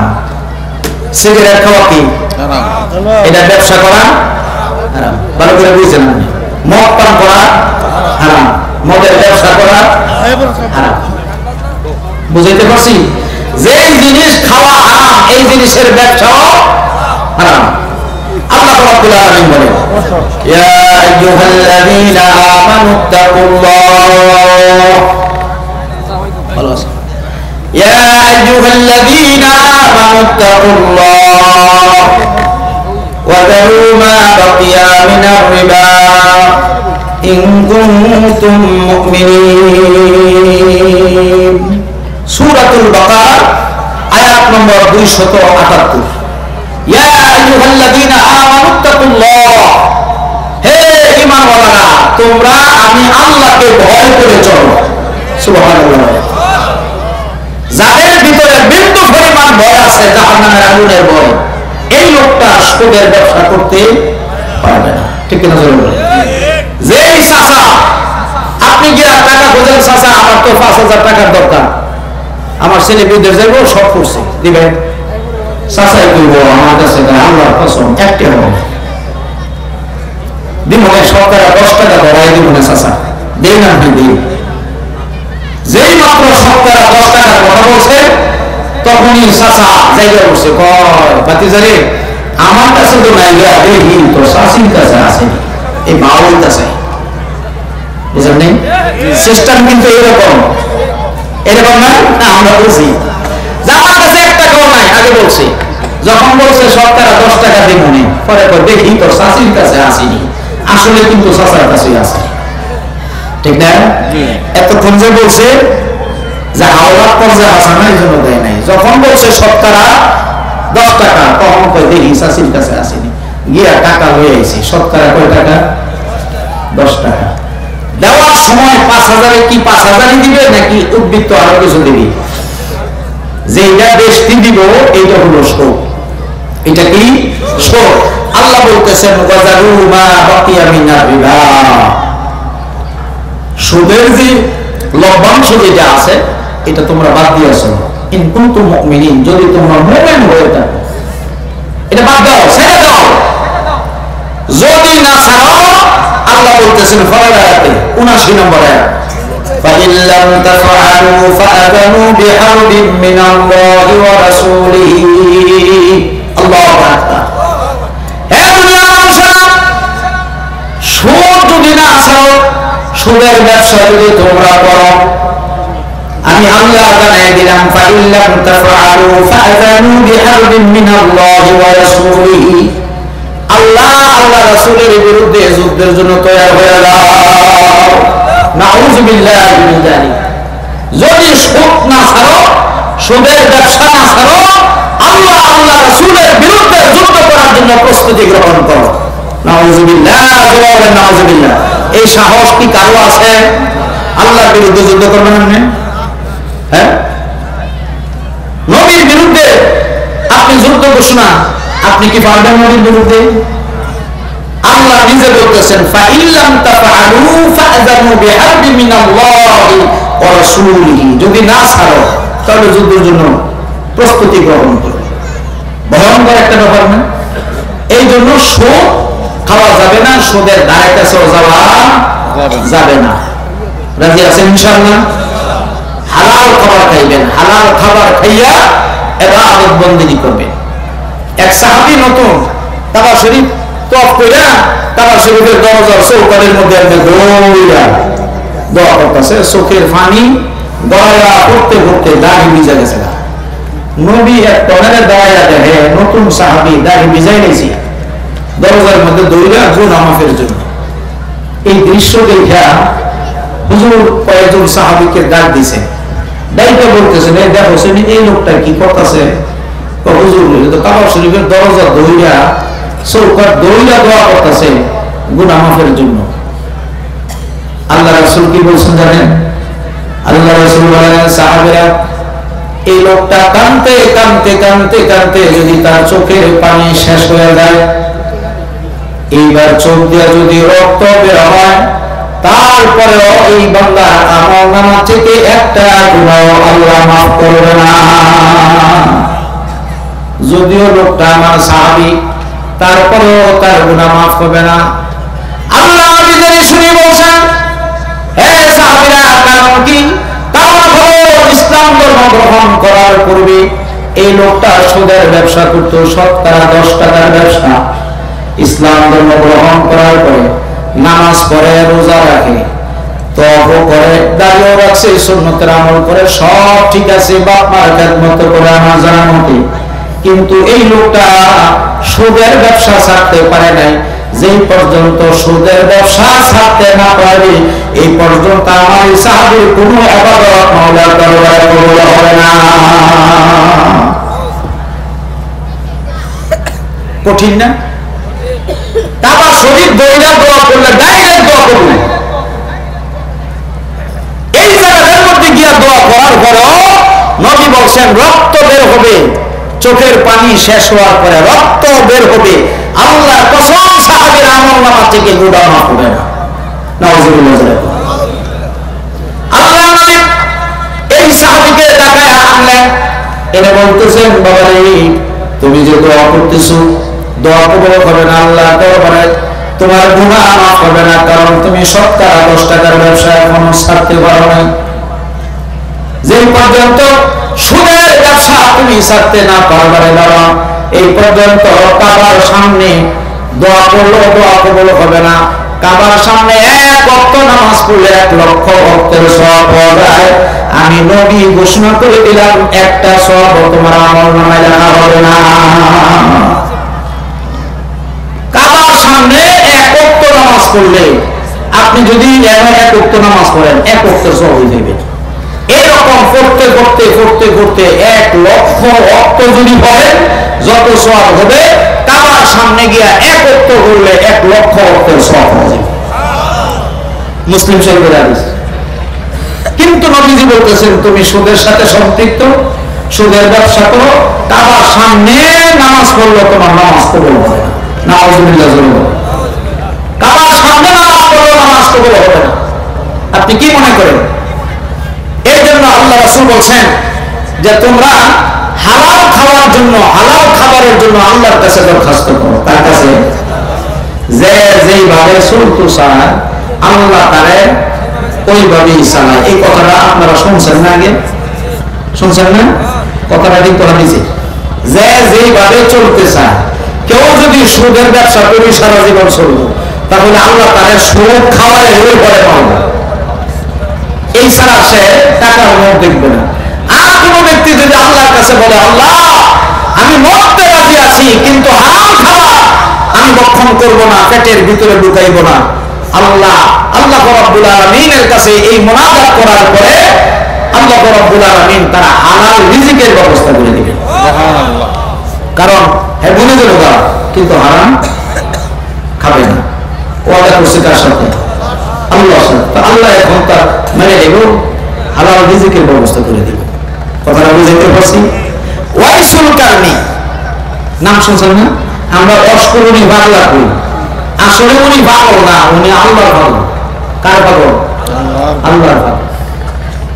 ওয়াইসুল কারনি আল্লাহ রাসূলের জামানায় ছিলেন, নবীকে সরাসরি না দেখার কারণে উনি সাহাবী হতে পারে নাই, এতটুকু নেই। মর্তবা অনেক অনেক বেশি। এই ওয়াইসুল কারনি পেটের ক্ষুধার যন্ত্রণায় মসজিদের ভিতরে গিয়া নামাজ পড়িয়া মুনাজাতের মধ্যে কান্দে, 3 দিন পর্যন্ত ক্ষুধার্ত। আয় আল্লাহ রাব্বুল আলামিন, তুমি রিজিকের মালিক, রিজিকের অভাব তোমার কাছে নাই। আল্লাহ মেহেরবানি করে তুমি আমার রিজিকের ফয়সালা করে দাও, 3 দিন পর্যন্ত না খাওয়া। আয় আল্লাহ রাব্বুল আলামিন, তুমি কি আমাকে না খাওয়ায় মারবা? ঘরের ভিতরে খাবার নাই, আমার নিজের পেটের ভিতরে খাবার নাই। আল্লাহ মেহেরবানি করে তুমি আমার রিজিকের ব্যবস্থা করে দাও। দোয়া করতেছে। মসজিদের ভিতরে দোয়া করে মসজিদ থেকে বের হয়ে গেছেন, অন্য এলাকায় যাবেন। তো জঙ্গলের ভিতর দিয়া চিকন একটা রাস্তা আছে, রাস্তা দিয়া যাচ্ছেন তিনি। হঠাৎ করে তাকায় দেখে একটা লোক খাবারের প্লেট নিয়ে সামনে হাজির। হুজুর, আপনাকে তালাশ করতেছিলাম, বাড়িতে গেলাম পাইলাম না। আপনার বাড়ির পাশে যে মসজিদ ছিল, মসজিদে উঠলাম, সেখানে আপনার আমি পাইলাম না। সর্বশেষ মানুষের কাছে তথ্য নিয়ে জানলাম এই রাস্তা দিয়ে আপনি আসছেন, বাসা থেকে পাকায়া নিয়ে আসছি। হুজুর, আপনার জন্য হাদিয়া। হুজুর মনে মনে ভাবতেছে, আল্লাহ আমি তো মানুষের কাছে রিজিক চাই না, হালাল রিজিক চাইছি তোমার কাছে। ও মালিক, তুমি যদি ইচ্ছা করো আসমান থেকে তো আমার জন্য হালাল রিজিকের ব্যবস্থা করতে পারো। মানুষ দিয়া কেন আমার রিজিকের ব্যবস্থা করলাম? মানুষের রিজিক আমি গ্রহণ করব না। আল্লাহ যদি খাওয়ার পথটা খান করলেন, ওই লোকটা নাসুর বান্দা পিরাপিরি শুরু করে দিছে, না হুজুর আপনার জন্য আসছি, আপনি খাবার গ্রহণ করেন। হুজুর বলতেছেন, না খাবার গ্রহণ করব না, আমার তেমন ক্ষুধা নেই, যাও। কিতাবের ভিতরে আছে এই লোকটা হুজুরের আল্লাহর ওলির সামনে মাটির মধ্যে তাড়াতাড়ি রেখে উনি উড়াও হয়ে চলে গেলেন। কোথায় চলে গেলে কোনো খবর নাই। আল্লাহ ওলিরা চিন্তা করতে লাগলেন, আমি তো জিজ্ঞাসা করলাম না এই খাবারটা হালাল না হারাম, কোন জায়গা থেকে আসছে, কিভাবে আসছে, জিজ্ঞাসা করলাম না। তো যদি জিজ্ঞাসা করতাম না, লোকটা যদি বলতো হালাল খাবার না হয় আমি খাইতাম, যেহেতু 3 দিন পর্যন্ত খাই না। এই সন্দেহযুক্ত খাবার আমি ওয়াইসুল করিনি, গ্রহণ করতে পারবো না। ঠিক আছে, এটা প্রাণীদেরকে, জঙ্গলার প্রাণীদেরকে দিয়ে দিই। আল্লাহর ওলি ভিতরে প্রবেশ করে জংলার প্রাণীদেরকে খাবারের প্লেটের খাবার আনায় দিছে, তারা খাই দিছে। আর একটু সামনে গেছে, সামনে যাওয়ার পরে জংলার ভিতরে 1 কেজির উপরে একটা খণ্ড পাইছে। এটা হলো একটা স্বর্ণের টুকরা, 1 কেজির উপরে হবে। এই স্বর্ণ রাস্তার মাঝখানে দেখা উনি হাতের মধ্যে নেয় নাই, চিন্তা করতে লাগলেন হতবা কোন মানুষ তার পকেট থেকে পড়ে গেছে, হাত থেকে পড়ে গেছে। এটা হক করে ইবাদত বান্দার হক আমি কেমনে নষ্ট করব? এটা যদি আমি বাজারে নিয়ে বিক্রি করে খাই, কিয়ামতের ময়দানে আল্লাহর সামনে আমি কেমনে দাঁড়াবো? আমার তো জবাবদিহি করতে হবে। এটা তো হক করে ইবাদত বান্দার হক না, আমি নিব না। স্বর্ণের টুকরা জায়গায় পড়ে আছে। আল্লাহর ওলি রাসূল কারনী রাহমাতুল্লাহি আলাইহির সামনে আগাইলেন, জোরে বলুন সুবহানাল্লাহ। এই জায়গাটার মধ্যে যদি বলে আমি হইতাম, কি করলাম ফেলে কত দেখি? ইমানের পরীক্ষা। কয়জন মানুষ পাস করবো এই জায়গাটার মধ্যে? আশেপাশে কোনো মানুষ নাই, জঙ্গলার ভিতর দিয়া ফাঁকা রাস্তা, রাস্তার মাঝখানে 1 কেজি পরিমাণ স্বর্ণ পড়ে আছে। সবাই চিন্তা করবো এটা এন তুই আর লাভ কি, বাড়িতে লই জায়গা, অর্ধেক মসজিদে দিয়া লাভ হবে আর অর্ধেক খেয়ে লাভ হবে, ঠিক না? ফতুয়া দিয়া এটাকে জায়েজ কইরা একটা বাও করলো বলি, ঠিক না? কিন্তু আল্লাহ ওলি বলতেছেন এমন ফতুয়ার কাম হইতো না। এটা হক বলে বাও কিয়ামতের ময়দানে আমার কাঠ গড়ায় দাঁড়াইয়া জবাবদিহি করতে হবে। সামনে আগেছে আল্লাহ কিছু সামনে যাওয়ার পরে দেখতেছে একটা বকরি, বিশাল বড় একটা বকরি। বকরির মুখের মধ্যে রুটি, তাজা রুটি মাত্র বানাইছে, ধোয়া উঠতেছে। গরম রুটি নিয়া বকরি দাঁড়ায় রয়েছে রাস্তার মাঝখানে। আল্লাহ ওলি ডান পাশ দিয়া পাশ কাইটা যখন যাইতেছিলেন, বকরিরা আস্তে করে ওই জায়গা থেকে দৌড়াইয়া নেয় না, আল্লাহর ওলির সামনে গিয়া দাঁড়াইলেন। আবার যখন বাম দিকে পাশ কাটলেন, বকরিটা দৌড়ে এসে বাম দিকে দাঁড়াইল। রাস্তা ফাঁকা দেখে মাঝখান দিয়ে যাচ্ছেন, এই মাঝখানে দাঁড়াইয়া বাধার সৃষ্টি করলো। আল্লাহ ওলি চিন্তায় পড়ে গেলেন, বকরির মুখের মধ্যে রুটি, মনে হয় কোনো হোটেল থেকে চুরি করে আনছে। তার কারণ হলো বকরির তো কোনো সংসার নাই, ঠিক না? বকরি তো রুটি বানাইতে পারে না, অবশ্যই অন্য মানুষ রুটি বানাইছে, কামড়াইয়া নিয়ে চলে আসছে। হারাম খাবার যদি খায়, রাসূল কারণে বলেন আমার কোন ইবাদত আল্লাহ দরবারে কবুল হবে না। এই চিন্তা কইরা উনি একবার যায় ডাইনে, একবার যায় বামে। কিন্তু বকরিও নাচো, ডাইনে গেলে ডাইনে, বামে গেলে বামে, মাঝখানটা গেলে সামনে দাঁড়ায়। এইবার রুটিটা বনের উপরে রাইখা, পাতার উপরে রাইখা, বকরি আকাশের দিকে তাকায়া কি যেন বলছে। বলার সাথে সাথে মহান আল্লাহ রাব্বুল আলামিন বকরির জবান খুলে দিয়েছে। সুবহানাল্লাহ, জোরে কোন সুবহানাল্লাহ। এইবার বকরি বলতেছে, ওগো আল্লাহর ওলি, মসজিদের ভিতরে না রিজিকের জন্য মাওলার দরবারে চোখের পানি ছাইরা আপনি কেঁদেছিলেন। আল্লাহ রাব্বুল আলামিন জান্নাত থেকে ফেরেশতা দিয়া টাটকা খাবার আপনার সামনে পেশ করেছিলেন, কিন্তু আপনি ওই খাবারটা গ্রহণ করেন নাই। জান্নাতি খাবার নিজে না খাইয়া পশু পাখিকে খাওয়াইলেন। ওগো আল্লাহর ওলি, ওই খাবারটাও মানুষের তৈরি করা ছিল না, জান্নাতি খাবার ছিল। এরপরে আল্লাহ রাব্বুল আলামিন আপনার ঈমান টেস্ট করার জন্য একটা ফেরেশতা দিয়া স্বর্ণের 1 খণ্ড আপনার সামনে রাখছে। এই জায়গাটার মতো আপনি ফার্স্ট ডিভিশনে পাস করছেন, ঈমান ঠিক আছে, আপনি এটা গ্রহণ করেন নাই। এখন আপনি মনে করছেন আমি ছাগল, আমার কোনো সংসার নাই, আমি মনে হয় কোনো হোটেল থেকে চুরি করে কামড়ায় নিয়ে আসি অথবা বাড়ি থেকে নিয়ে আসি। না গো হুজুর, না, আপনি জেনে রাখেন আমি কোনো ছাগল না, ছাগলের বেশে আল্লাহ রহমতের ফেরেশতা আপনার সামনে হাজির।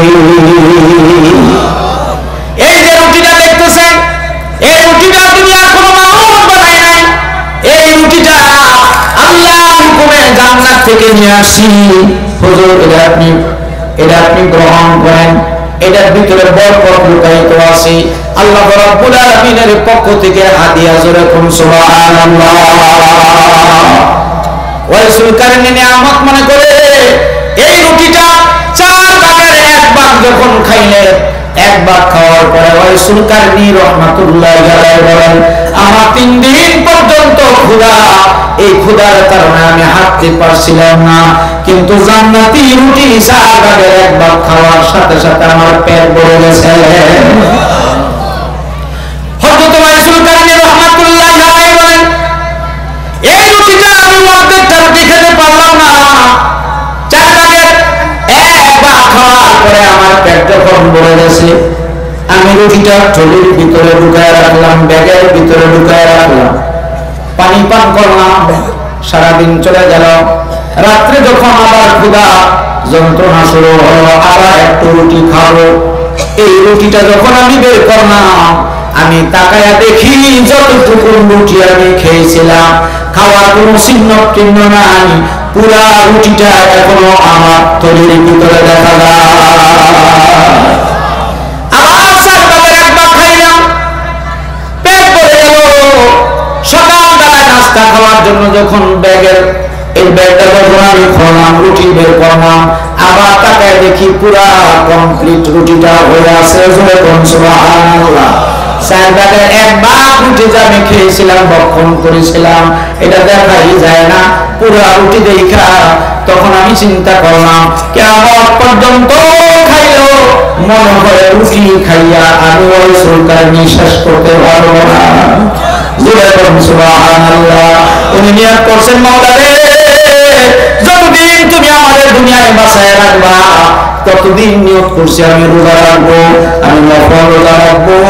এই যে রুটি আছে 4 ভাগের 1 ভাগ রুটি খাইয়া সেহরি খাইবো, নফল রোজা নিয়ত করবো। আবার সারাদিন না খাইয়া সন্ধ্যার সময় যখন ইফতার করব, তখন তোমার জান্নাতি রুটি খাইয়া আমি ইফতার করব। আল্লাহু আকবার। যে যেই রকম আল্লাহর কাছে চায়, আল্লাহ তারে ওই রকম ব্যবস্থাই করেন। করছেনি? জোরে বলেন, করছেনি? করছে। এরপরে তারা আল্লাহর ওলি হয় নাই। হযরত আবু বকর সিদ্দিক রাদিয়াল্লাহু তাআলা আনহু কত বড় সাহাবী ছিলেন। উনি কিভাবে পরহেজ করতেন, হারাম খাওয়া থেকে নিজেকে বাঁচায় রাখতেন। আল্লাহু আকবার। আল্লাহ রাসূল বলেন, আদম নবী থেকে শুরু করে ঈসা নবী সহ যত নবী পৃথিবীতে আসছে, সমস্ত নবীদের উম্মত দাঁড়ায় থাকবে, জান্নাতে যেতে পারবে না। আমার উম্মত কিয়ামত পর্যন্ত যারা পৃথিবীতে আসবে, একজন উম্মত জান্নাতে যেতে পারবে না। সব দাঁড়ায় থাকবে যেই পর্যন্ত আমার আবু বকর জান্নাতের ফিতা না কাটবে, উদ্বোধন না করবে, সেই পর্যন্ত আমার উম্মত এবং কোন নবীর উম্মত জান্নাতে প্রবেশ করবে না। সমস্ত উম্মতের আগে আমার উম্মত জান্নাতে ঢুকবে, আর আমার উম্মত জান্নাতে যাওয়ার ঢুকার আগে এটা উদ্বোধন করব হযরত আবু বকর সিদ্দিক রাদিয়াল্লাহু তাআলা আনহু। সুবহানাল্লাহ। তো যেই লোকটা জান্নাত উদ্বোধন করবে, আর এই হাদিসের এক অংশ আছে, আল্লাহ রাসূল বলেন কোন নবী রাসূল জান্নাতে যেতে পারবে না যে পর্যন্ত আমি নবী জান্নাতে না ঢুকবো। আমি ঢোকার পরে দিছি, হে 2000 টাকা দিব হয়ে যাবে উসুল করণের লেগে। আছে না এরকম? আছে না? হ্যাঁ, আমি দেখছি এইগুলি, মনে আছে। তো এইরকম সৌদি আরবে কামলা রাখতেও সারা জীবনের জন্য, আমরা যেমন গরু কিনি, গরু ক্রয় করলে এটা আপনার গরু হয়ে গেল, এখন আর আমার না, ঠিক না? আর আপনারটা আমি ক্রয় করলে আমার হয়ে গেল টাকা দেওয়ার পরে, ঠিক না? এরকম মানুষ ক্রয় বিক্রয় হইত, দাস প্রথা, গোলাম বলা হয় আরবি দিয়া। এখন এই আবু বকর রাদিয়াল্লাহু তাআলা আনহু একজন গোলাম ছিল, দাস ছিল। ওই দাসটা বলতেছে, হুজুর আপনি যদি আমারে আজাদ করে দিতেন, আমি আপনাকে আস্তে আস্তে বাহিরে কাজ কইরা কিছু টাকা পয়সা দিতাম। ঠিক আছে, এটা মূল্য ধার্য করো। যা হুজুর একটা উদাহরণ দিতেছি, মনে করেন 3000 দিরহাম। তো 3000 দিরহাম তুমি কত দিনে দিবা? 3 বছরে দিব। ঠিক আছে, দেও, অসুবিধা নেই। তো ওই দাস ওই গোলাম বাহিরে কাজকর্ম করিয়া কিছু দিরহাম না দেয়, কিছু আটা না দেয়, কিছু গম না দেয়, কিছু খাবার না দেয়, এটা আবার মূল্য ধার্য করে খাতার মধ্যে আবার লেখে। যে দিন গিয়া মনে করেন 3000 দিরহাম পুরোপুরি হবে, ওই দিন থেকে পুরোপুরি আজাদ, বুঝলেন না, মুক্ত। বুঝাইতে পারছি? আচ্ছা, হ্যাঁ, দিতেছে। দিতে দিতে দিতে দিতে আলহামদুলিল্লাহ মোটামুটি কাছাইছি। বেশ কিছুদিন যাওয়ার পরে একটু খাবার এনে দিছে। আবু বকর সিদ্দিক রাদিয়াল্লাহু তাআলা যখনই খাবার আনতেন তখনই জিজ্ঞাসা করতেন, এটা কেমনে আনছো, কোথা থেকে আনছো, কিভাবে আনছো, হালাল না হারাম? যখন বলতো এটা হারাম, এটা গ্রহণ করতেন না। যখন বলতেন যে এটা হালাল, 100% হালাল, তখন এটা খাইতেন, গ্রহণ করতেন। বুঝলেন? একদিন এমন ক্ষুধার জ্বালায় এই যে হালাল না হারাম জিজ্ঞাসা করবো, এটা সময় পাইছে না, খাইয়া লাইছে। কে খাইছে? আবু বকর সিদ্দিক রাদিয়াল্লাহু তাআলা। খাবার খাইয়া পানিও খাইছে, পেটের ভিতরে গেছে কেন? যাওয়ার পরে গোলাম বলতেছে, হুজুর আপনি যেটা খাইছেন এটা হালাল না হারাম, এটা তো জিজ্ঞাসা করলেন না। এটা তো কথা ঠিক হলো, জিজ্ঞাসা কেমনে করলাম? এর তো ক্ষুধার জ্বালায় বলে যে হালাল আর হারাম জিজ্ঞাসা করার টাইম বেশি না। আচ্ছা ঠিক আছে, অন্য খাইছি, ওখানে তুই কষেন নি এটা হালাল না হারাম? ওই লোকটা বলতেছে, হুজুর হালাল আর হারাম আমি বুঝি না, তবে আমি যখন বিধর্মী ছিলাম, ইসলাম ধর্ম গ্রহণ করার অনেক আগে বাটফারি করতাম। বাটফারি বুঝলেন না? বাটফারি করতাম। কি বাটফারি? মানুষের রেখা দেখা, হাত দেখা, রেখা আছে না, রেখা দেখা বলতাম, দেখবি তুই তো দুইটা বিয়ে করবি, এক বউ মরে যাবো আর একটা জাতা থাকবে, এটা কইতাম আনতাম।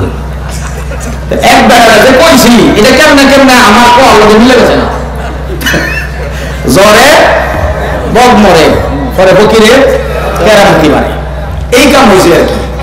তা আমি যে রেখা দেখে কইছি, যা কইছি অর্ধেক হয়ে গেছে না। এই বেড়ার লোকে আজকে দেখা হয়েছি। দেখাবার পরে ওই লোকটা খুশি হইয়া আমার কিছু খাওয়ান দিছে। তা আমি আগে খাইছি, বাকিটুকু নামের লেগে আনছি। আবু বকর রাদিয়াল্লাহু তাআলা এতটুকু শোনার পরে আস্তাগফিরুল্লাহ, তুই আমার কি খাওয়াইলি? বাতিজা রে, তুই আমার কি খাওয়াইলি? এক হলো তুই বাচ্চারি করছস, তুই কিছু জানোস না, হাত দেখে আন্দাজই কইতো। বুঝলেন? আন্দাজই কইছস, এটা এক গুনাহ করছস। এরপরে কোরআন শরীফ আছে, রেখা দেখে অগ্রিম বলা এটা শিরকের গুনাহ। এটা কি গুনাহ? শিরকের গুনাহ। কারণ অগ্রিম জানে কে? একমাত্র আল্লাহ। তো তুই কইলি কেমনে?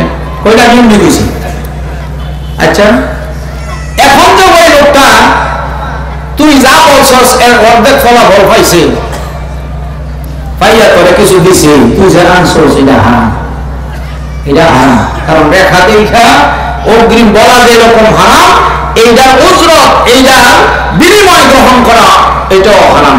তো হারাম জিনিস তুই আমার খাওয়াইলি, তখন তো পানিও খাইলেছি, পেটের ভিতরে গেছে গা, ওখানে আমি করবো কি?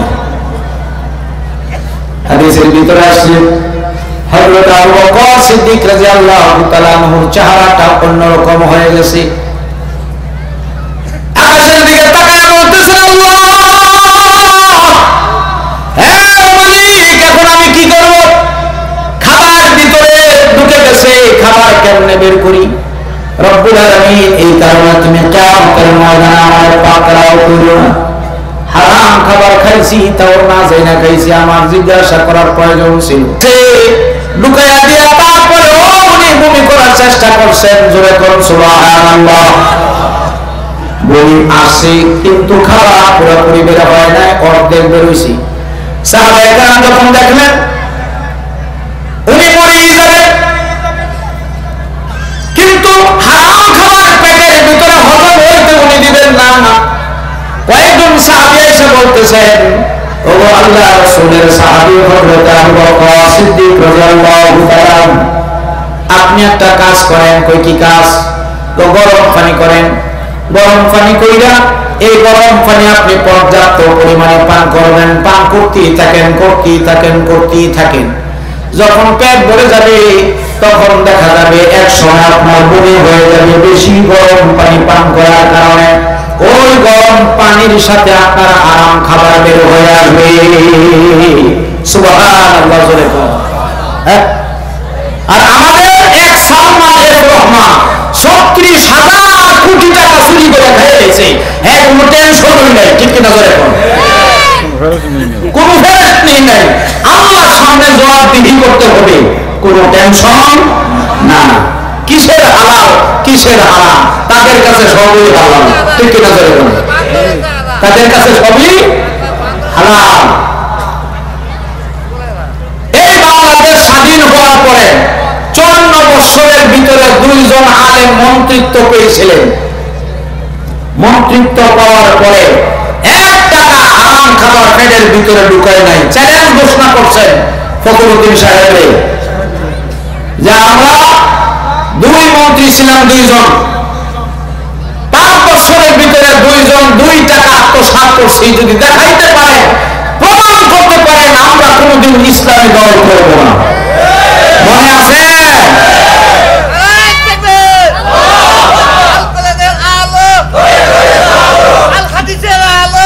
কিন্তু দুঃখের বিষয় হলো সত্য যে ২ জন মন্ত্রিত্ব পাওয়ার পরে হাজার হাজার কোটি টাকা আত্মসাৎ করার সুযোগ থাকার পরেও ৫ বছরের ভিতরে ২ মন্ত্রী ২ টাকা চুরি করে নাই, আত্মসাৎ করে নাই। তাদেরকে দুনিয়াতে বেঁচে থাকতে দেয় নাই, ফাঁসির কাস্টে ঝুলাইয়া জান্নাতে পাঠিয়ে দেওয়া হয়েছে, ঠিক কিনা বলে। আর সুরগুলি বাংলাদেশে বিচরণ করতেছে। আমাদের এই পলাশ থানায় নরসিংদী জেলার ভিতরে সুন্দরী ইউনিয়নে আমার জন্ম, চরনা গ্রাম। আমি দেখছি মোবাইল চোর যারা করছে ধরা পড়ার পরে ফিটমোড়া বাঙ্গিয়া পিটাইছে, ঠিক কিনা বলে। ছাগল চুরি করতে গিয়া ছাগল চোর ধরা খাইছে, পিটমোড়া বাঙ্গিয়া পিটাইছে। ছাগলের দাম মাত্র ১০,০০০ টাকা, সেকেন্ড হ্যান্ড মোবাইলের দাম ৩,০০০ টাকা। তার বিচার হলো, কিন্তু বাংলাদেশে শিক্ষিত ছোটেরা ৫,০০০ কোটি টাকা যারা চুরি করলো তাদের বিচার হইল না। হ্যাঁ, তাদের বিচার হইল না। কেন হইল না? এই যে এই কোরআন শরীফের আইন দিয়ে বাংলাদেশ চলে না। যদি চলতো, বাংলাদেশের ভিতরে একজন শিক্ষিত বা অশিক্ষিত চোর থাকতো না, সব তওবা করে মুসলমান হয়ে যেত। হ্যাঁ, আমার সাথে একমত আপনারা? চোর কারণে ভালো করা যায়, এটা আমরা বেশি বুঝি না, আল্লাহ বেশি বুঝি।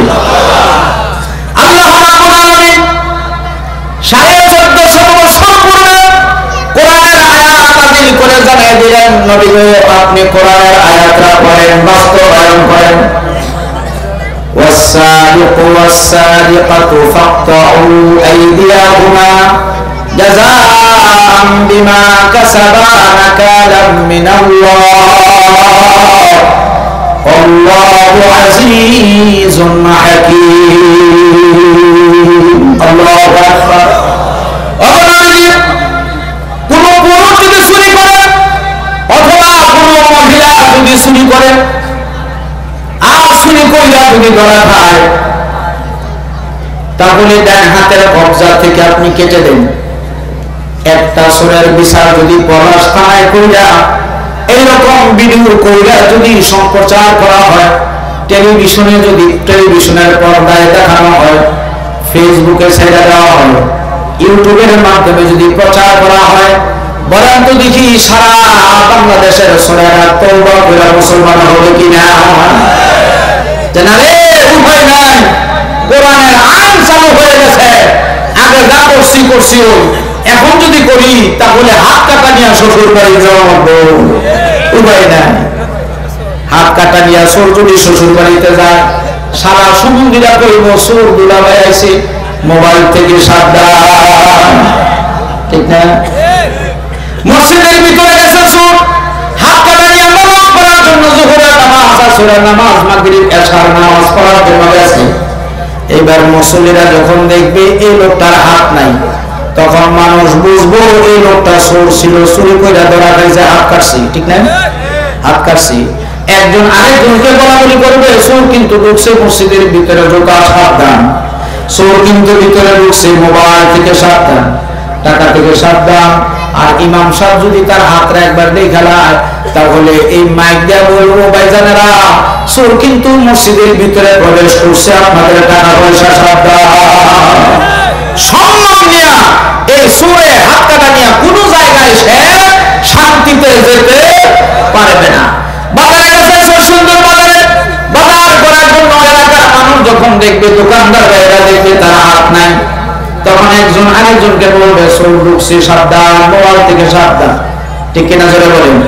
এই যে একটা লজ্জা, এই লজ্জা নিয়ে কবরে যেতে হবে, লজ্জা নিয়েই তার দুনিয়াতে বাঁচতে হবে। ঠিক কিনা জোরে বলেন? এরকম একটা বিচার যদি বাংলার জমিনে হইতো, কোরআনের আইন দেয়া যদি চালু হইতো, বিচার করা হইতো, এই বাংলাদেশে প্রত্যন্ত এলাকায় গিয়াও একটা মোবাইল চোর পাইতেন না, বাকি সালাম দেওয়া সব তালাশ করে পাইতেন না, কারণ সবে তওবা করে মুসলমান হয়ে যাইত। ঠিক কিনা জোরে বলেন? এই জন্য আমাদের করণীয় কি? করণীয় হলো সামনে যখন ইলেকশন আসবে, যারা এই কোরআন শরীফের পক্ষে কথা বলবে তারা যদি দাঁড়ায়, তাদেরকে আপনি সাপোর্ট করবেন, তাদেরকে আপনি সমর্থন করবেন, তাদেরকে গিয়ে ভোট দিবেন। এই লোকটা যদি ক্ষমতায় যেতে নাও পারে, কিয়ামতের ময়দানে আপনি বলতে পারবেন ভালো একজন মানুষকে সমর্থন করছিলাম, আল্লাহ এই উসিলায় তুমি আমাকে মাফ করে দাও। ঠিক কিনা জোরে বলে? আর যদি খারাপ একজন মানুষকে আপনি ভোট দিলেন, আপনার ভোট পাওয়ার পরে এমপি সাহেব এমপি হয়ে গেছে, এইবার সংসদের ভিতরে গিয়া কোরআনের বিরুদ্ধে কথা বলবো না পক্ষে কথা বলবো? কোরআনের বিরুদ্ধে কথা বলবো।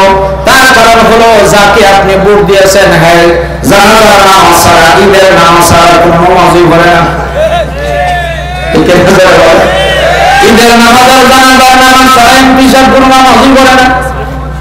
যত বন বরাদ্দ করছে এলাকার মানুষের জন্য সব চুরি করছে, রাস্তার টাকা যা আছে সব আত্মসাৎ করছি।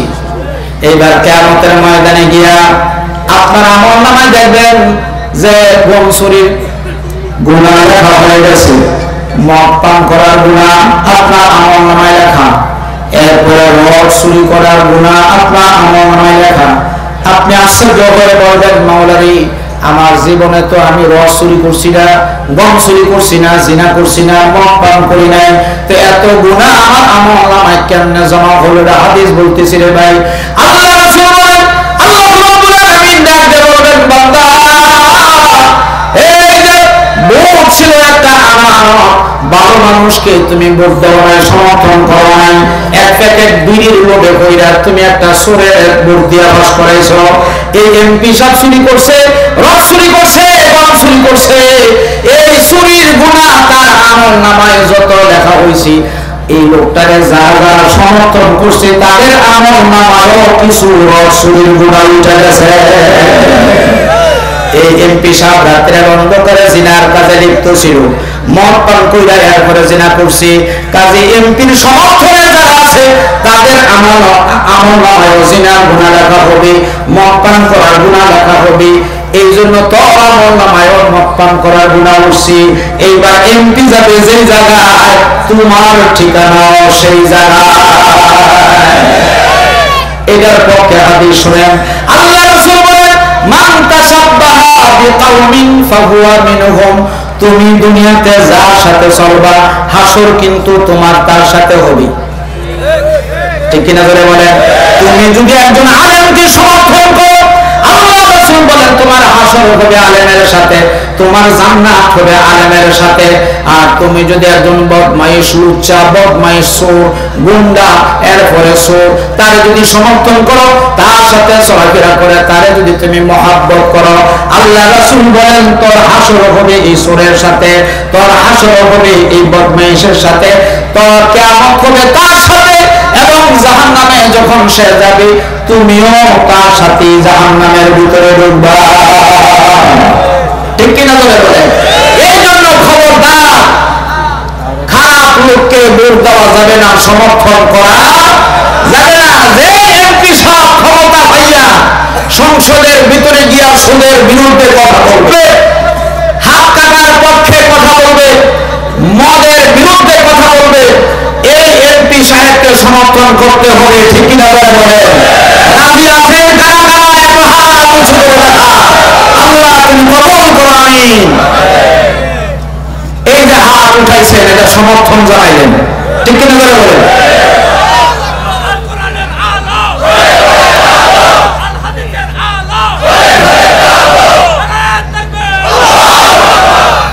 হাত নামান। এই যে কোরআনের কথাগুলি বললাম, আল্লাহ রাব্বুল আলামিন বিধান জারি করে দিলেন, আইন করে দিলেন, চোরে যদি চুরি করে, যদি ধরা খায়, হাত কেটে দাও। এটা কি আমার নতুন ওয়াজ নাকি 1450 বছর পূর্বের ওয়াজ? আমি আপনাদেরকে প্রশ্ন করি, যারা দাঁড়িয়ে আছেন, বসে আছেন, পিছনে আছেন, ডানে বামে আছেন, একজন সাহস থাকলে হাত উঁচু করে দেখান। হুজুর, এই আয়াতের উপরে ফলাস টানার অমুক আলেম আমল করছে। যদি সাহস থাকে তাহলে বলেন। বাংলাদেশের এমন একজন আলেম, একজন পীর সাহেব আপনি পাইবেন না কোরআনের এই আয়াতের উপরে আজ পর্যন্ত আমল করতে পারছে। পারবেন খুঁজে? কারণ কোন আলেম যদি আমল করে, সুরের যদি হাত কাইটা দেয়, তাহলে সুরের আগে এই হুজুরের দলিলা বেড়ানো করে দিব। ঠিক কিনা বলেন? আপনি কোন সাহসে, কার অনুমতি নিয়ে হাত কাটলেন? হুজুর যদি বলে আমি কোরআন শরীফ পড়েছি, তখন আপনাকে পুলিশ বাড়ি দিয়া বলবে, হুজুর কোরআন শরীফে আছে ঠিকই আল্লাহর কথা, কিন্তু কোরআন দিয়া ধর বাংলাদেশ চলে না। ঠিক কিনা করে বলে? যদি কোরআন শরীফ দিয়া, কোরআনের আইন দিয়া যদি বাংলাদেশ চলতো, তাহলে থানায় নিয়ে তাকে পুলিশের হাত কেটে দিত। ঠিক কিনা করে বলে? হ্যাঁ, কিছু কিছু ওয়াজ আছে কিয়ামত পর্যন্ত করলেও এই ওয়াজ দিয়া কাজ হবে না। যেরকম আজকে আমার সুদের বয়ান, আজকে আমার সুদের বয়ান, সুদ বন্ধ হবে একমাত্র আল্লাহর কোরআনের আইন দিয়া। ঠিক কিনা করে বলেন? এই জন্য কোরআনের কাছেই যেতে হবে। তার কারণ কি? আল্লাহ পয়গম্বর আজ থেকে 1450 বছর পূর্বে জালালে রহমতের পাশে দাঁড়ায় বিদায় হজের ভাষণে বলেছিলেন, তারাকতু ফীকুম আমরাইন লাম তাদিল্লু মা তামাসসাকতুম বিহিমা কিতাবাল্লাহি ওয়া সুন্নাতা রাসূলিহি। কোন দিন আমি মারা যাই জানি না, তবে আমি তোমাদের কাছে দুটো জিনিস রেখে গেলাম। একটা হলো আল্লাহর কোরআন, আর একটা হলো আমি নবীর বাণী, মানে হাদিস। এই দুইটা জিনিস যারা আঁকড়ে ধরবে, আঁকড়ে ধরা, এটার অর্থ কি? এটার উপরে যারা আমল করবে, লাম তাদিল্লু মা তামাসসাকতুম বিহিমা, পশ্চিম কালেও তোমরা পথভ্রষ্ট হবে না, জাহান্নামে যাবে না। কোরআন হাদিস অনুযায়ী চলবা, আর মরণের সাথে সাথে আল্লাহ তোমাদের কবরটা জান্নাতের বাগান বানায় দিবে। এই কোরআনের কথা আমি বলছি ইতিপূর্বে। সুদের বিরুদ্ধে যারা কথা বলছে, সুরের বিরুদ্ধে যারা কথা বলছে, তাদের কি দইরা নিয়ে ফিটায়া রিমান্ডে, তাদের হাত রিমান্ডে সব বন্ধ ফেলছে। ঠিক কিনা ধরে বলেন? এই কথাটাও কোরআন শরীফে আছে। আল্লাহ রাসূলের কোনো দোষ ছিল না, আল্লাহ রাসূলের কোন রকম অন্যায় অপরাধ নবীজি করেন নাই, কিন্তু আল্লাহ রাসূলকে মারার জন্য তারা পায়তারা করছে। কিনা বলেন? আরো জোরে বলেন।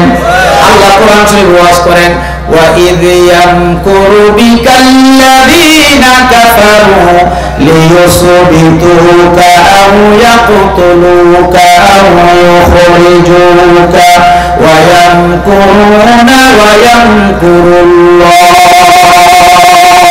ওয়াল্লাহু খায়রুল মাকিরিন। আল্লাহু আকবার।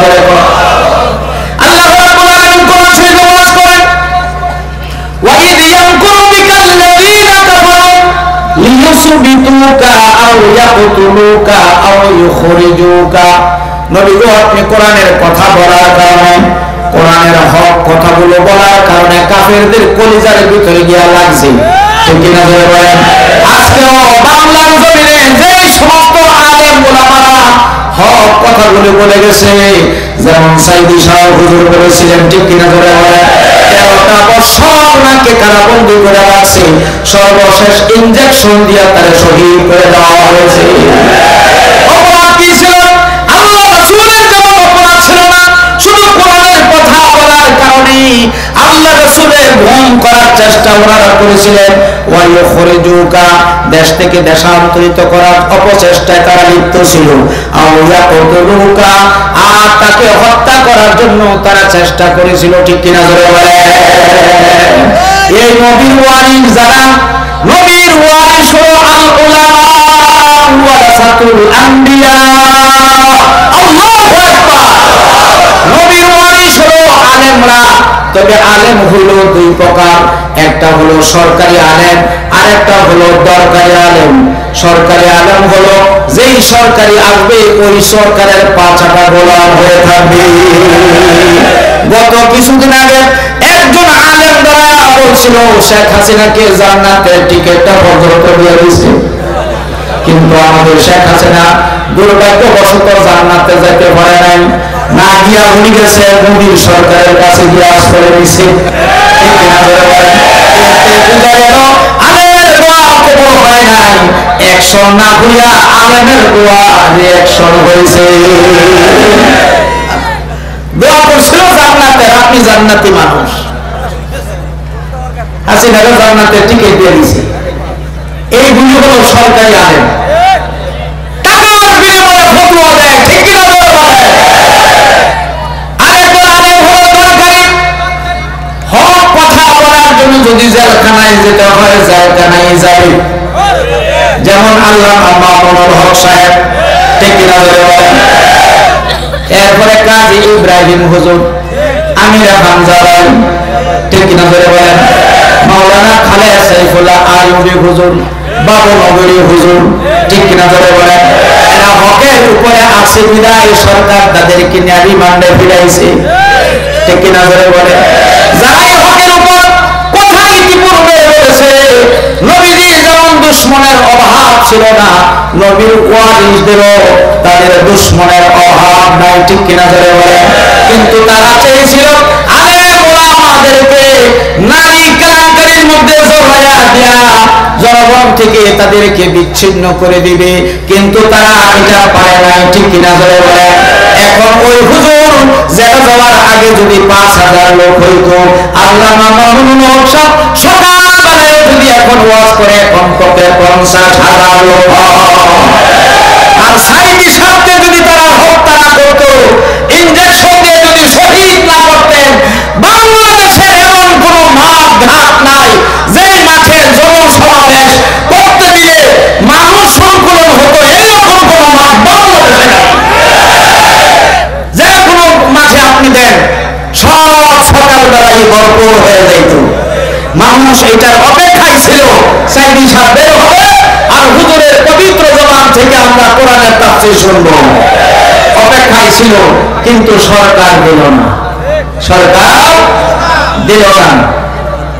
সরকার যে দিল না, এখন সরকার কোন পজিশনে আছে?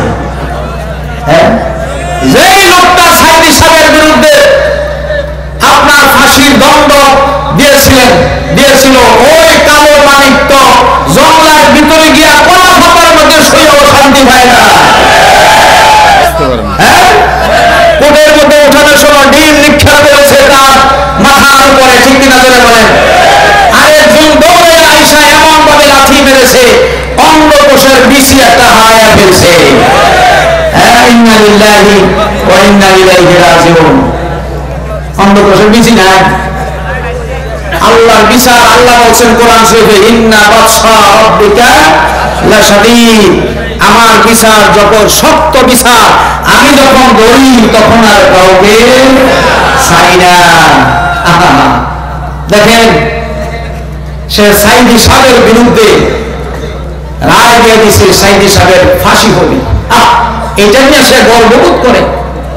আমি তো মনে করি সাইদি সাহেবের পায়ের নিচে যে লোম আছে, এই লোমের মূল্য তো সারা বোর্ডের মধ্যে নেই, ঠিক না? হ্যাঁ, কোথায় সাইদি সাহেব আর কোথায় কালা সোরামানি? হাজার হাজার কোটি টাকা চুরি করিয়া এখন তুই জেলখানার মধ্যে আছো।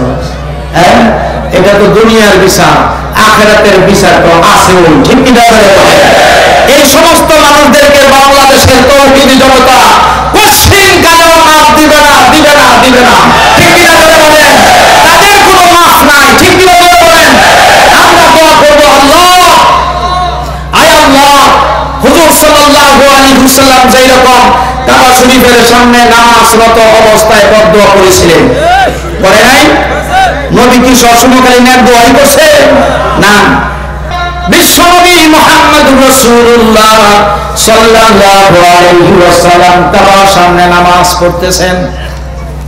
আবু জাহেল নেইকা বলতেছে, আবু জাহেলের সালাফারা যারা আছে, ফাতিনাতা ছিলেন তো, ফাতিনা তাদেরকে ডাইকা বলতেছে, তোমরা কি করো? তোমাদের সামনে নবী মুহাম্মদ নামাজ পড়ে বাসায় চলে যাবে, এটা হতে পারে না, নামাজে বাধা দাও। নাউযুবিল্লাহ। নামাজে বাধা দাও। হাদিসের ভিতরে আছে, আল্লাহর নবী নামাজের সিজদায় যখন গেছেন, আবু জাহেলের নেতার কথা অনুযায়ী ফাতিনা তারা বাজারে গিয়া ওই যে গোশত বিক্রি করার জন্য সেখান থেকে দোকান থেকে নারী বুড়ি আইনা আল্লাহ রাসূলের মাথার উপরে চেপে দিয়েছে। নাউযুবিল্লাহ। মানে নেতারা দাঁড়ায় দাঁড়ায় হাসে, মুস্কি মুস্কি হাসে, তামসা দেখে। আর আল্লাহ রাসূল সুবহানা রাব্বিয়াল আ'লা, সুবহানা রাব্বিয়াল আ'লা, সুবহানা রাব্বিয়াল আ'লা 10 বার, 20 বার, 30 বার, 50 বার বলতেছি, দম বন্ধ হয়ে আসতেছি।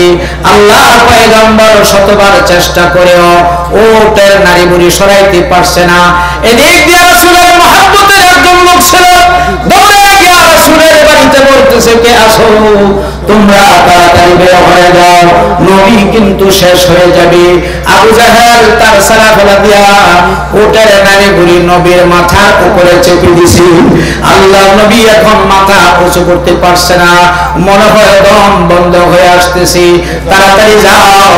হযরত ফাতেমার বয়স ছিল কম, এই নাবালেগা মেয়েটা দৌড়ে গেছে, দৌড়ে গিয়ে তাকায় দেখে কাবার সামনে আল্লাহর পয়গম্বর সিজদারত অবস্থায় আছেন, আর চতুর্দিকে কাফের বেঈমানরা মুস্কি মুস্কি হাসতেছে, হাতের মধ্যে তালি লাগাইতেছে, কারণ নবীর মাথার উপরে তারা উটের নারী বুড়ি চাপায় দিছে। হযরত ফাতেমা রাদিয়াল্লাহু তাআলা আনহা উটের নারীর মধ্যে ধইরা যখন টান দিছে, টান দেওয়ার সাথে সাথে নবীজি মাথা উঁচু করে দাঁড়াইছে, দাঁড়ায়া নামাজ শেষ করছে।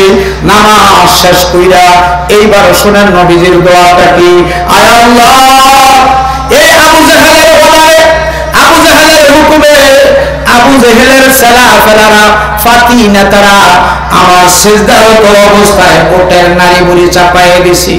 মাওলা রে, আমার কি অন্যায় ছিল, কি অপরাধ ছিল?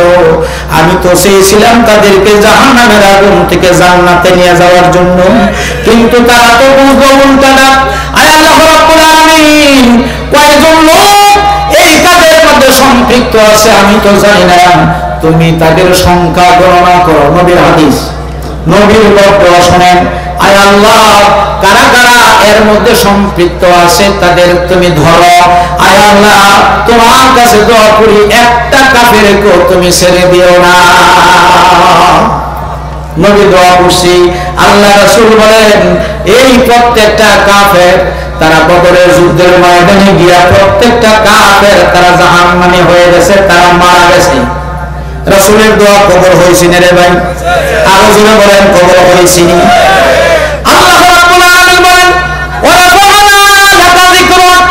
হে রাসূল, আবু জাহেল, উতবা, সাইবা তারা চেয়েছে আপনাকে শেষ করে দেওয়ার জন্য, না, তারা শেষ করতে পারবে না, তারা শেষ করতে পারবে না। ওয়া ইয়াকতুলুনা, আপনাকে কতল করার চেষ্টা করছি, না, তারা পারবে না। তার কারণ হলো আমি স্বয়ং আল্লাহ আপনার সাথে আছি। সুবহানাল্লাহ। আপনি ইসলামের দাওয়াত দেন, সঠিক কথাগুলো তাদের সাথে সুন্দর করে আলোচনা করুন, আপনার ক্ষতি কেউ করতে পারবে না, কারণ ইন্নাল্লাহা মা'ানা। আল্লাহু আকবার। আমি আল্লাহ আপনার সাথে আছি। কে বলতেছেন? আর জোরে বলতে হবে। তো বাংলাদেশেও আলেমদের ক্ষতি যারা করতে চেয়েছিল তারাই বর্তমানে ক্ষতিগ্রস্ত হয়ে গেছে। আলেমরা আসল জায়গার মধ্যে আছে, যদিও সাইদি সাত কবরের ভিতরে আছে, বিন্দু পরিমাণ সম্মান করে নাই। ঠিক কিনা বলে?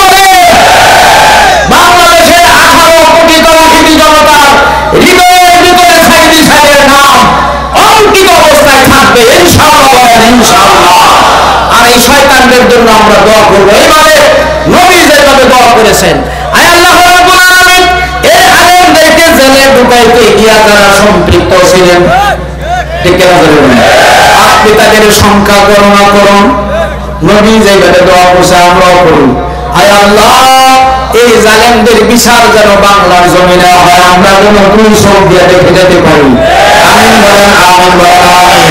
আর কিয়ামতের ময়দানে যে সমস্ত আলেমদেরকে ফাঁসির কাস্টে ঝুলাইছে তারা তো জান্নাতে যাবে, আর যারা জালেম, যারা জুলুম করেছে তারা তো আগুনের বেড়ি লাগায়া তাদের টাইনা হাসরায়া তাদেরকে আল্লাহ জাহান্নামে ঢুকাইবে।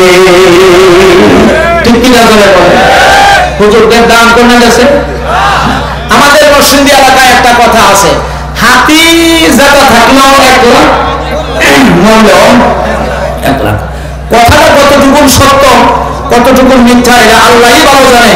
কিন্তু আমি 56 বছর আমার বয়স, আমি ছোট্ট সময় থেকে শুনে আসতেছি এই কথাটা। আপনারা শুনছেন কিনা? শুনছেন না? সভাপতি সাহেব শুনছেন না?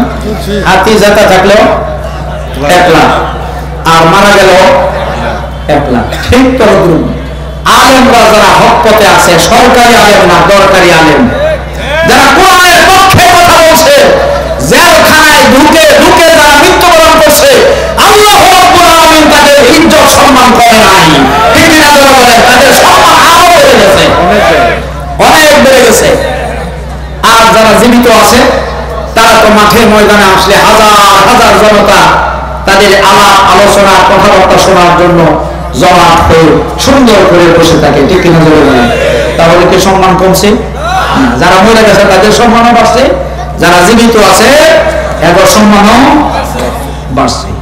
যেই কয়েকজন হুজুরকে ফাঁসির কাস্টে ঝুলাইছে, যারা একটা প্রশ্নই করে নাই, হ্যাঁ বলে ফাঁসির কাস্টে ঝুলাইছে। ঠিক না? আর বড় বড় সুরগুলো আপনার বিদেশ দিয়ে বেগম ফারা বানাইছে, এদের কোনো বিচার নাই। বিচার হলো যারা চুরি করছে না এগো। ঠিক কিনা বলে? ঠিক না? বাংলাদেশ স্বাধীন হওয়ার পরে অনেক আলেম ওলামারা চেয়ারম্যান হয়েছে, মেম্বার হয়েছে, বর্তমানেও আছে। একটা সুর দেখাইতে পারবেন না। অনেক এমপি হয়েছে, একজন এমপিও চুরি করে নাই, চুরির সুযোগ থাকার পরেও।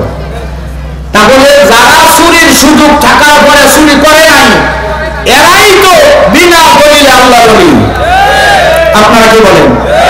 চুরির সুযোগ থাকার পরে যদি চুরি না করে আল্লাহর ভয়ে, তাহলে এই লোকটাই তো আল্লাহ বলি। এই লোকগুলো বেঁচে থাকলেও তাদের দাম আছে, মহিলা গেলেও আছে না? এইবার হাদিস শুনেন, যারা মারা গেছে তাদের ব্যাপারে কোরআনের আয়াত আছে, নবীর হাদিস দলিল আছে। জোরে কোন আলহামদুলিল্লাহ। আমার কথা খারাপ লাগতেছে? সুদের বয়ান সামনে আসতেছে ইনশাআল্লাহ। বলেন ইনশাআল্লাহ। আল্লাহ রাব্বুল আলামিন বলেন সূরাতুল বাকারার ভিতরে আল্লাহ বলেন, ওয়ালা তাকুলু লিমান ইয়াকতালু ফি সাবিলিল্লাহি আমওয়াত বাল আহইয়াউ ওয়ালাকিন লা তাশউরুন। আল্লাহু আকবার। জোরে বলেন। আসেনি কোন শরীফ? আল্লাহ রাব্বুল আলামিন বলেন, ওয়ালা তাকুলু লিমান ইয়াকতালু ফি সাবিলিল্লাহ। আল্লাহর জমিনে আল্লাহর দ্বীন কায়েম করতে গিয়া, কোরআনের হক কথা বলতে গিয়া যারা মারা যায় তাদেরকে তোমরা মৃত বলিও না, তারা হলো শহীদ। বাল আহইয়া, তারা হলো জীবিত। কবরের ভিতরে আমি আল্লাহ রাব্বুল আলামিন কিয়ামত পর্যন্ত তাদের জান্নাতে খাবার খাওয়াই। আল্লাহ নবী বলেন যারা শহীদ হয় তাদেরকে আল্লাহ রাব্বুল আলামিন 6টা পুরস্কার দান করেন। জোরে বলেন কয়টা? লস নাই রে ভাই, লস নাই। যাদেরকে ফাঁসির কাস্টে ঝুলাইছে তাদেরকে 6টা পুরস্কার আল্লাহ দিয়েছে। হাদিস অনুযায়ী ইউগফারু লাহু ফি আউয়ালি দাফা, রক্তের প্রথম ফোঁটাটা জমিনে পড়ার সাথে সাথে আল্লাহ রাব্বুল আলামিন তাদের জিন্দেগীর সব গুনাহ মাফ করে দিবেন। মাওলানা মতিউর রহমান নিজামী হুজুরের ফাঁসি দেওয়ার পরের ছবিটা আমার কাছে আছে। আমি দেখছি ওনার নাক দিয়া রক্ত বের হয়ে গেছে, চোখের কুটুমি দিয়া রক্ত বের হয়ে গেছে, কান দিয়া রক্ত বের হয়ে গেছে। রক্ত মাখা অবস্থায় পাবনা ওনাকে তাদের পরিবারের কাছে হস্তান্তর করা হয়েছে। ওনারা এই লাশ পাওয়ার পরে যে ছবিটা উঠাইছিল, এই ছবিটা ফেসবুকে দেওয়ার পরে আমি এটা সেভ করে রাখছি। আমি দেখছি ওনার নাক কান দিয়া রক্ত বের হয়েছে। এই কথাটা আল্লাহ রাসূল নিজে বলতেছেন যে রক্তের প্রথম ফোঁটাটা যখন তার দেহ থেকে বের হবে, ইউগফারু লাহু ফি আউয়ালি দাফা, প্রথম ফোঁটা বের হওয়ার সাথে সাথে আল্লাহ রাব্বুল আলামিন তার অতীতের সব গুনাহ মাফ করে দিবেন। শুধু তাই নয়, 6টা পুরস্কারের ভিতরে 2 নম্বর পুরস্কার হলো ওয়ায়ুরা মাকআদাহু মিনাল জান্নাহ। আল্লাহ রাব্বুল আলামিন বলেন, হে ফেরেশতারা, আমার বান্দা দ্বীনের কথা বলতে গিয়া, কোরআনের পক্ষে কথা বলতে গিয়া আজকে ফাঁসির রশির মধ্যে ঝুলতেছে, এখন ঝুলবে, তাকে হত্যা করা হবে, শহীদ করা হবে। তার রূহটা বের হওয়ার সময় সে যেন কষ্ট অনুভব না করে, সে যেন কষ্ট না পায়। এই জন্য তার জন্য আমি আল্লাহ রাব্বুল আলামিন যেই জান্নাত বানায় রাখছি, ওই জান্নাতটা নিয়ে তার চোখের সামনে ঘুরাইতে থাকো, ঘুরাইতে থাকো। আমার বান্দা জান্নাত দেখে দেখে যেন জান্নাতে আসতে পারে, তার রূহটা যেন বের হয়ে যায়। আমার বান্দা যেন বিন্দু পরিমাণ কষ্ট অনুভব না করে। আল্লাহু আকবার, জোরে বলো। যেরকম কোরআন শরীফের ভিতরে আছে, এই ফেরাউনের তার স্ত্রী ইসলাম ধর্ম গ্রহণ করার কারণে নিজের স্ত্রীকে কাঠের মধ্যে, শক্ত কাঠের মধ্যে শোয়াই দিছে। এইভাবে চিৎ করে শোয়া, এই যে হাতের তালু, হাতের তালুর মধ্যে একটা ফেরাক মারছি, এই হাতের তালুর মধ্যে আরেকটা ফেরাক মারছি, পায়ের তালুর মধ্যে ফেরাক মাইরা আটকায় দিছে কাঠের সাথে, আরেকটা পায়ের মধ্যে তালুর মধ্যে ফেরাক মাইরা আটকায় দিছে। এইবার সর্বশেষ ফেরাকটা তার লজ্জাস্থানের মধ্যে মারছে না, উযুবিল্লাহি মিন যালিক।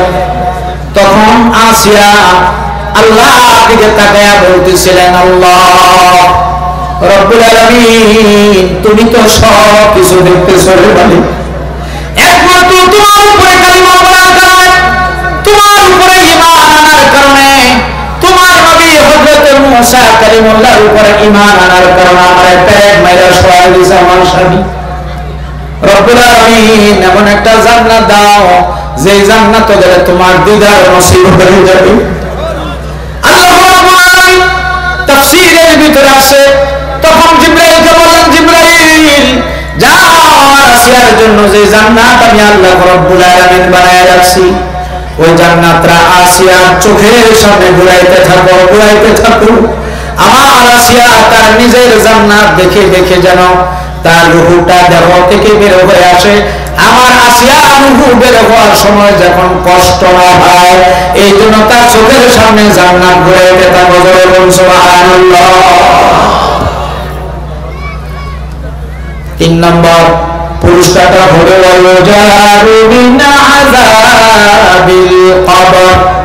আল্লাহ রাসূল বলেন, যারা শহীদ হবে, দ্বীনের কথা বলতে গিয়া, দ্বীন কায়েমের কথা বলতে গিয়া যারা নির্যাতিত হবে, যারা শহীদ হয়ে যাবে আল্লাহ রাব্বুল আলামিন 3 নম্বরের পুরস্কারটা তাদেরকে দান করবেন। বান্দারে তুমি কবরে যাও, কবরে যাওয়ার আগে আমি আল্লাহ তোমার জন্য কবরটা জান্নাতের বাগান বানায়া রাখছি, তোমার কোনো টেনশন নাই। ওয়ায়ুজারু মিন আযাবিল কবর, কিয়ামত পর্যন্ত বান্দারে তোমাকে আমি আল্লাহ আযাব দিব না। আলহামদুলিল্লাহ জোরে বলেন। 4 নম্বর পুরস্কারটা হলো ওয়ায়ামানু মিনাল ফাযাইল আকবার ওয়ায়ুদাউ আলা রাসিহি তাজুল ওয়াকারিল ইয়াকুতাতু খায়রুম মিনাদ দুনিয়া ওয়া মা ফিহা আও ক্বালা আলাইহিস সালাতু ওয়াস সালাম। আল্লাহর পয়গম্বর বলেন ও সাহাবীরা, যারা কোরআনের কথা বলতে গিয়ে হক কথা বলতে গিয়ে শহীদ হয়ে যায় আল্লাহ রাব্বুল আলামিন খুশি হয়ে 6টা পুরস্কার দিবেন। 4 নম্বর পুরস্কারটা হলো ইয়ামানু মিনাল ফাযাইল আকবার, কঠিন মুসিবতের সময়, মুসিবতের দিন কিয়ামতের ময়দানে মানুষ যখন মার কাছে গিয়ে বলবে মা গো তুমি আমার একটা নেক দাও, মা বলবে তুমি আমার সন্তান না, বাবার কাছে গিয়ে বলবে বাবা আমি ধরা পড়ে গেছি আপনি আমার একটা নেক দেন, একটা নেক দিলে আমি জান্নাতে যাব। বাবা তখন বলবে ছেলেরে আমার কেন বাপ বলে সম্বোধন করতেছো, আমি তো জীবনে বিবাহ শাদী করি নাই। তার মানে হলো যদি সম্পর্ক যদি বলে তুমি আমার ছেলে যদি স্বীকারোক্তি দেয় তাহলে তো সওয়াব দিতে হবে। এমন একটা সংকটময় মুহূর্তে ওয়ায়ামানু মিনাল ফাযাইল আকবার ওয়ায়ুদাউ আলা রাসিহি তাজুল ওয়াকারিল ইয়াকুতাতু খায়রুম মিনাদ দুনিয়া ওয়া মা ফিহা, যারা শহীদ হয় আল্লাহ রাসূল বলেন তাদের কোনো সংকট টঙ্কট নাই, তাদেরকে আল্লাহ আরশের ছায়া নিচে স্বর্ণের চেয়ারের মধ্যে আল্লাহ বসার সুযোগ করে দিবেন। জোরে বলুন সুবহানাল্লাহ। যারা শহীদ হয় তাদেরকে এমন একটা মুকুট দেওয়া হবে, ওই মুকুট দিয়ে ইয়াকুত পাথর দ্বারা তৈরি করা হবে। আল্লাহ রাসূল বলেন খায়রুম মিনাদ দুনিয়া ওয়া মা ফিহা, তামাম পৃথিবী কয়েকবার বিক্রি করলো ওই মুকুটের একটা মুটির দাম দেওয়া সম্ভব হবে না। আল্লাহু আকবার জোরে বল। ভাইরা 5 নম্বর পুরস্কারটা হলো আল্লাহ রাসূল বলেন, আল্লাহ রাসূল বলেন শোনো 5 নম্বর পুরস্কার হলো ওয়ায়ুশাফাউ ফি 70 মিন আকারিবিহি। আল্লাহ রাব্বুল আলামিন বলেন হে আলেম সাহেব কোরআনের হক কথা বলতে গিয়া ফাঁসির রশির মধ্যে ঝুলছিলা, তোমার রক্ত বের হয়ে গেছে, তুমি মরে গেছিলা, সবচেয়ে বড় জিনিসটা তোমার জীবনটাই তুমি আমি আল্লাহর রাস্তায় বিলীন করে দিছো। যারে বান্দা যা কিয়ামতের ময়দানে আমি আল্লাহ তোমার কোনো হিসাব নেব না, তোমার কোনো বিচার করব না, বিনা হিসাবে বিনা বিচারে আমি আল্লাহ তোরে জান্নাত দিয়ে দিলাম। শুধু তাই নয় ওয়ায়ুশাফাউ ফি 70 মিন আকারিবিহি, বান্দারে তোর পরিবারের সদস্য যারা আছে, তোর আত্মীয় স্বজন যারা আছে তাদের ভিতর থেকে তালাশ কর কারা কারা জাহান্নামে চলে গেছে, যারা জাহান্নামে চলে গেছে অথবা জাহান্নামের টিকিট পাইছে, বাম হাতে আমলনামা পাইছে, এমন লোকগুলো তালাশ কর।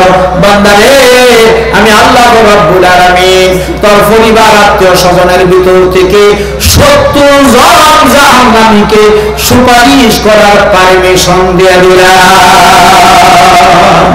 70 মিন আকারিবিহি, আল্লাহ রাসূল বলেন তোর নিকটতম আত্মীয় স্বজনের ভিতর থেকে যারা জাহান্নামে গেছে না এইরকম 70 জন জাহান্নামীকে খুঁজে বের করে আন, আমি আল্লাহ তাদের গুনাহ মাফ করে তোর সাথে 70 জনকে জান্নাত দিয়ে দিব। আপনি কি মনে করেন যারা মারা গেছে তাদের দাম কমছে না বাড়ছে? আরো জোরে, তাদের দাম বাইরে গেছে, ঠিক তাই? তাদের দাম বেড়ে গেছে। হুজুর আসছেন নাকি? কোথায়? কাছাকাছি আসছে। আলহামদুলিল্লাহ বলেন আমাদের প্রধান বক্তা আসছে, অফিসে বসা নিয়ে আসেন, আমার তো সময় শেষ, অফিসে বসা।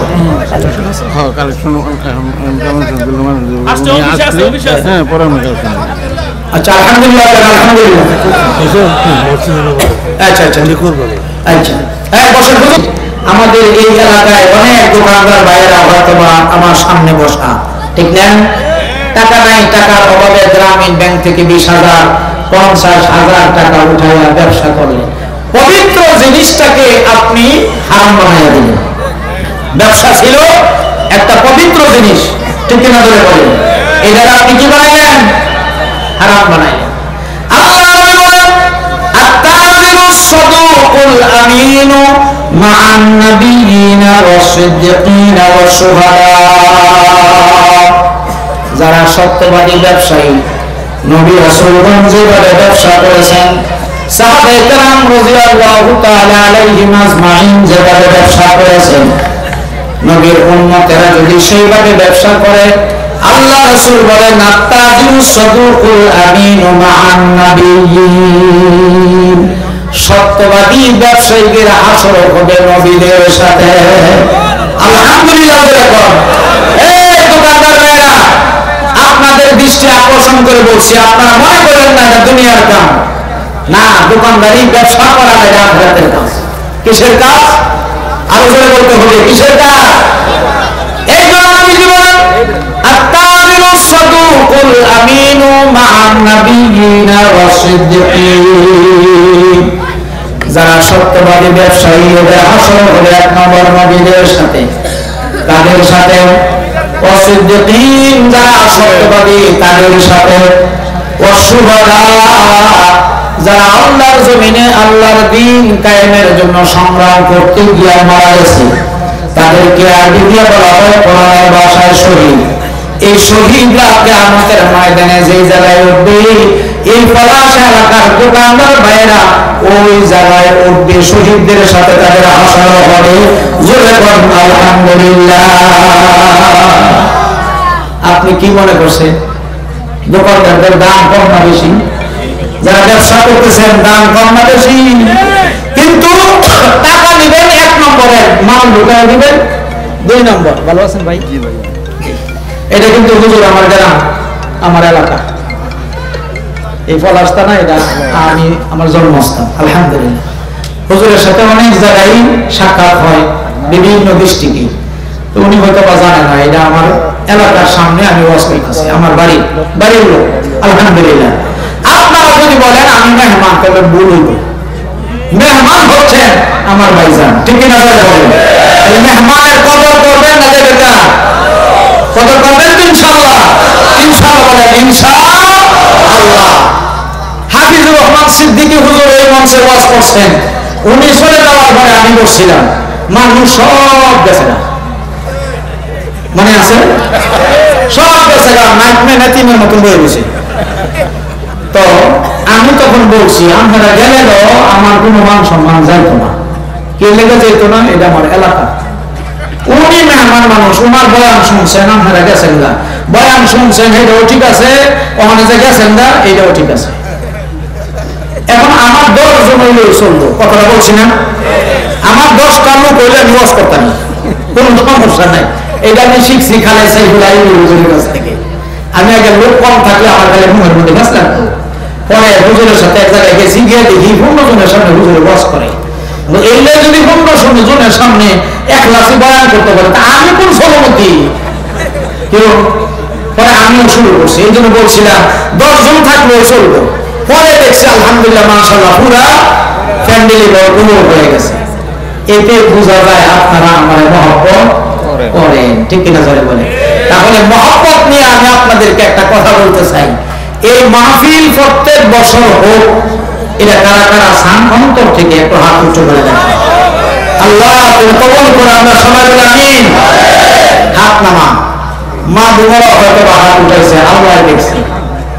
আমি আপনাদেরকে অনুরোধ করব, ওই কয়েকটা মিনিট যা আমি প্রতি বছরই করে থাকি, এই মাহফিলের খরচ বাবদ আপনারা, এটা ইন্ডাস্ট্রি এলাকা, ধনী লোক আছেন এই জায়গায়, কয়েকজন লোক যদি 10,000 টাকা করে দিতেন, অথবা 20,000 টাকা, 50,000 টাকা দেনেওয়ালাও মঞ্চে আছে, সভাপতি সাহেব আছে না? আছে। কোন লোক যদি পারেন যে হুজুর আমি 50,000 টাকা দিব, সময় বেশি নষ্ট করবো না, এই জন্য আমি টার্গেট ফিক্স করলাম না, টার্গেট দিলাম না। যদি কেউ 20,000 দিতে চান, 10,000, 5,000 দিতে চান, অতি দ্রুত মসজিদের জন্য। মসজিদের কি চলতেছে? কাজ চলতেছে। কাজ চলতেছে, আলহামদুলিল্লাহ বলেন আলহামদুলিল্লাহ। তাহলে মসজিদে মান বানা লিল্লাহি মাসজিদান বানাল্লাহু লাহু বাইতান ফিল জান্নাহ, নবীর ঘোষণা হলো আপনি যদি মসজিদ তৈরি করেন আল্লাহ আপনার জন্য জান্নাতের ভিতরে বালাখানা তৈরি করবেন। সুবহানাল্লাহ বলেন না? আচ্ছা, এবার কারা কারা বালাখানা যাইবেন, জান্নাতে যাইবেন, একটু টাকা পয়সা দিয়া বলেন তো 10,000 দেওয়ার মতন কোন লোক আছে?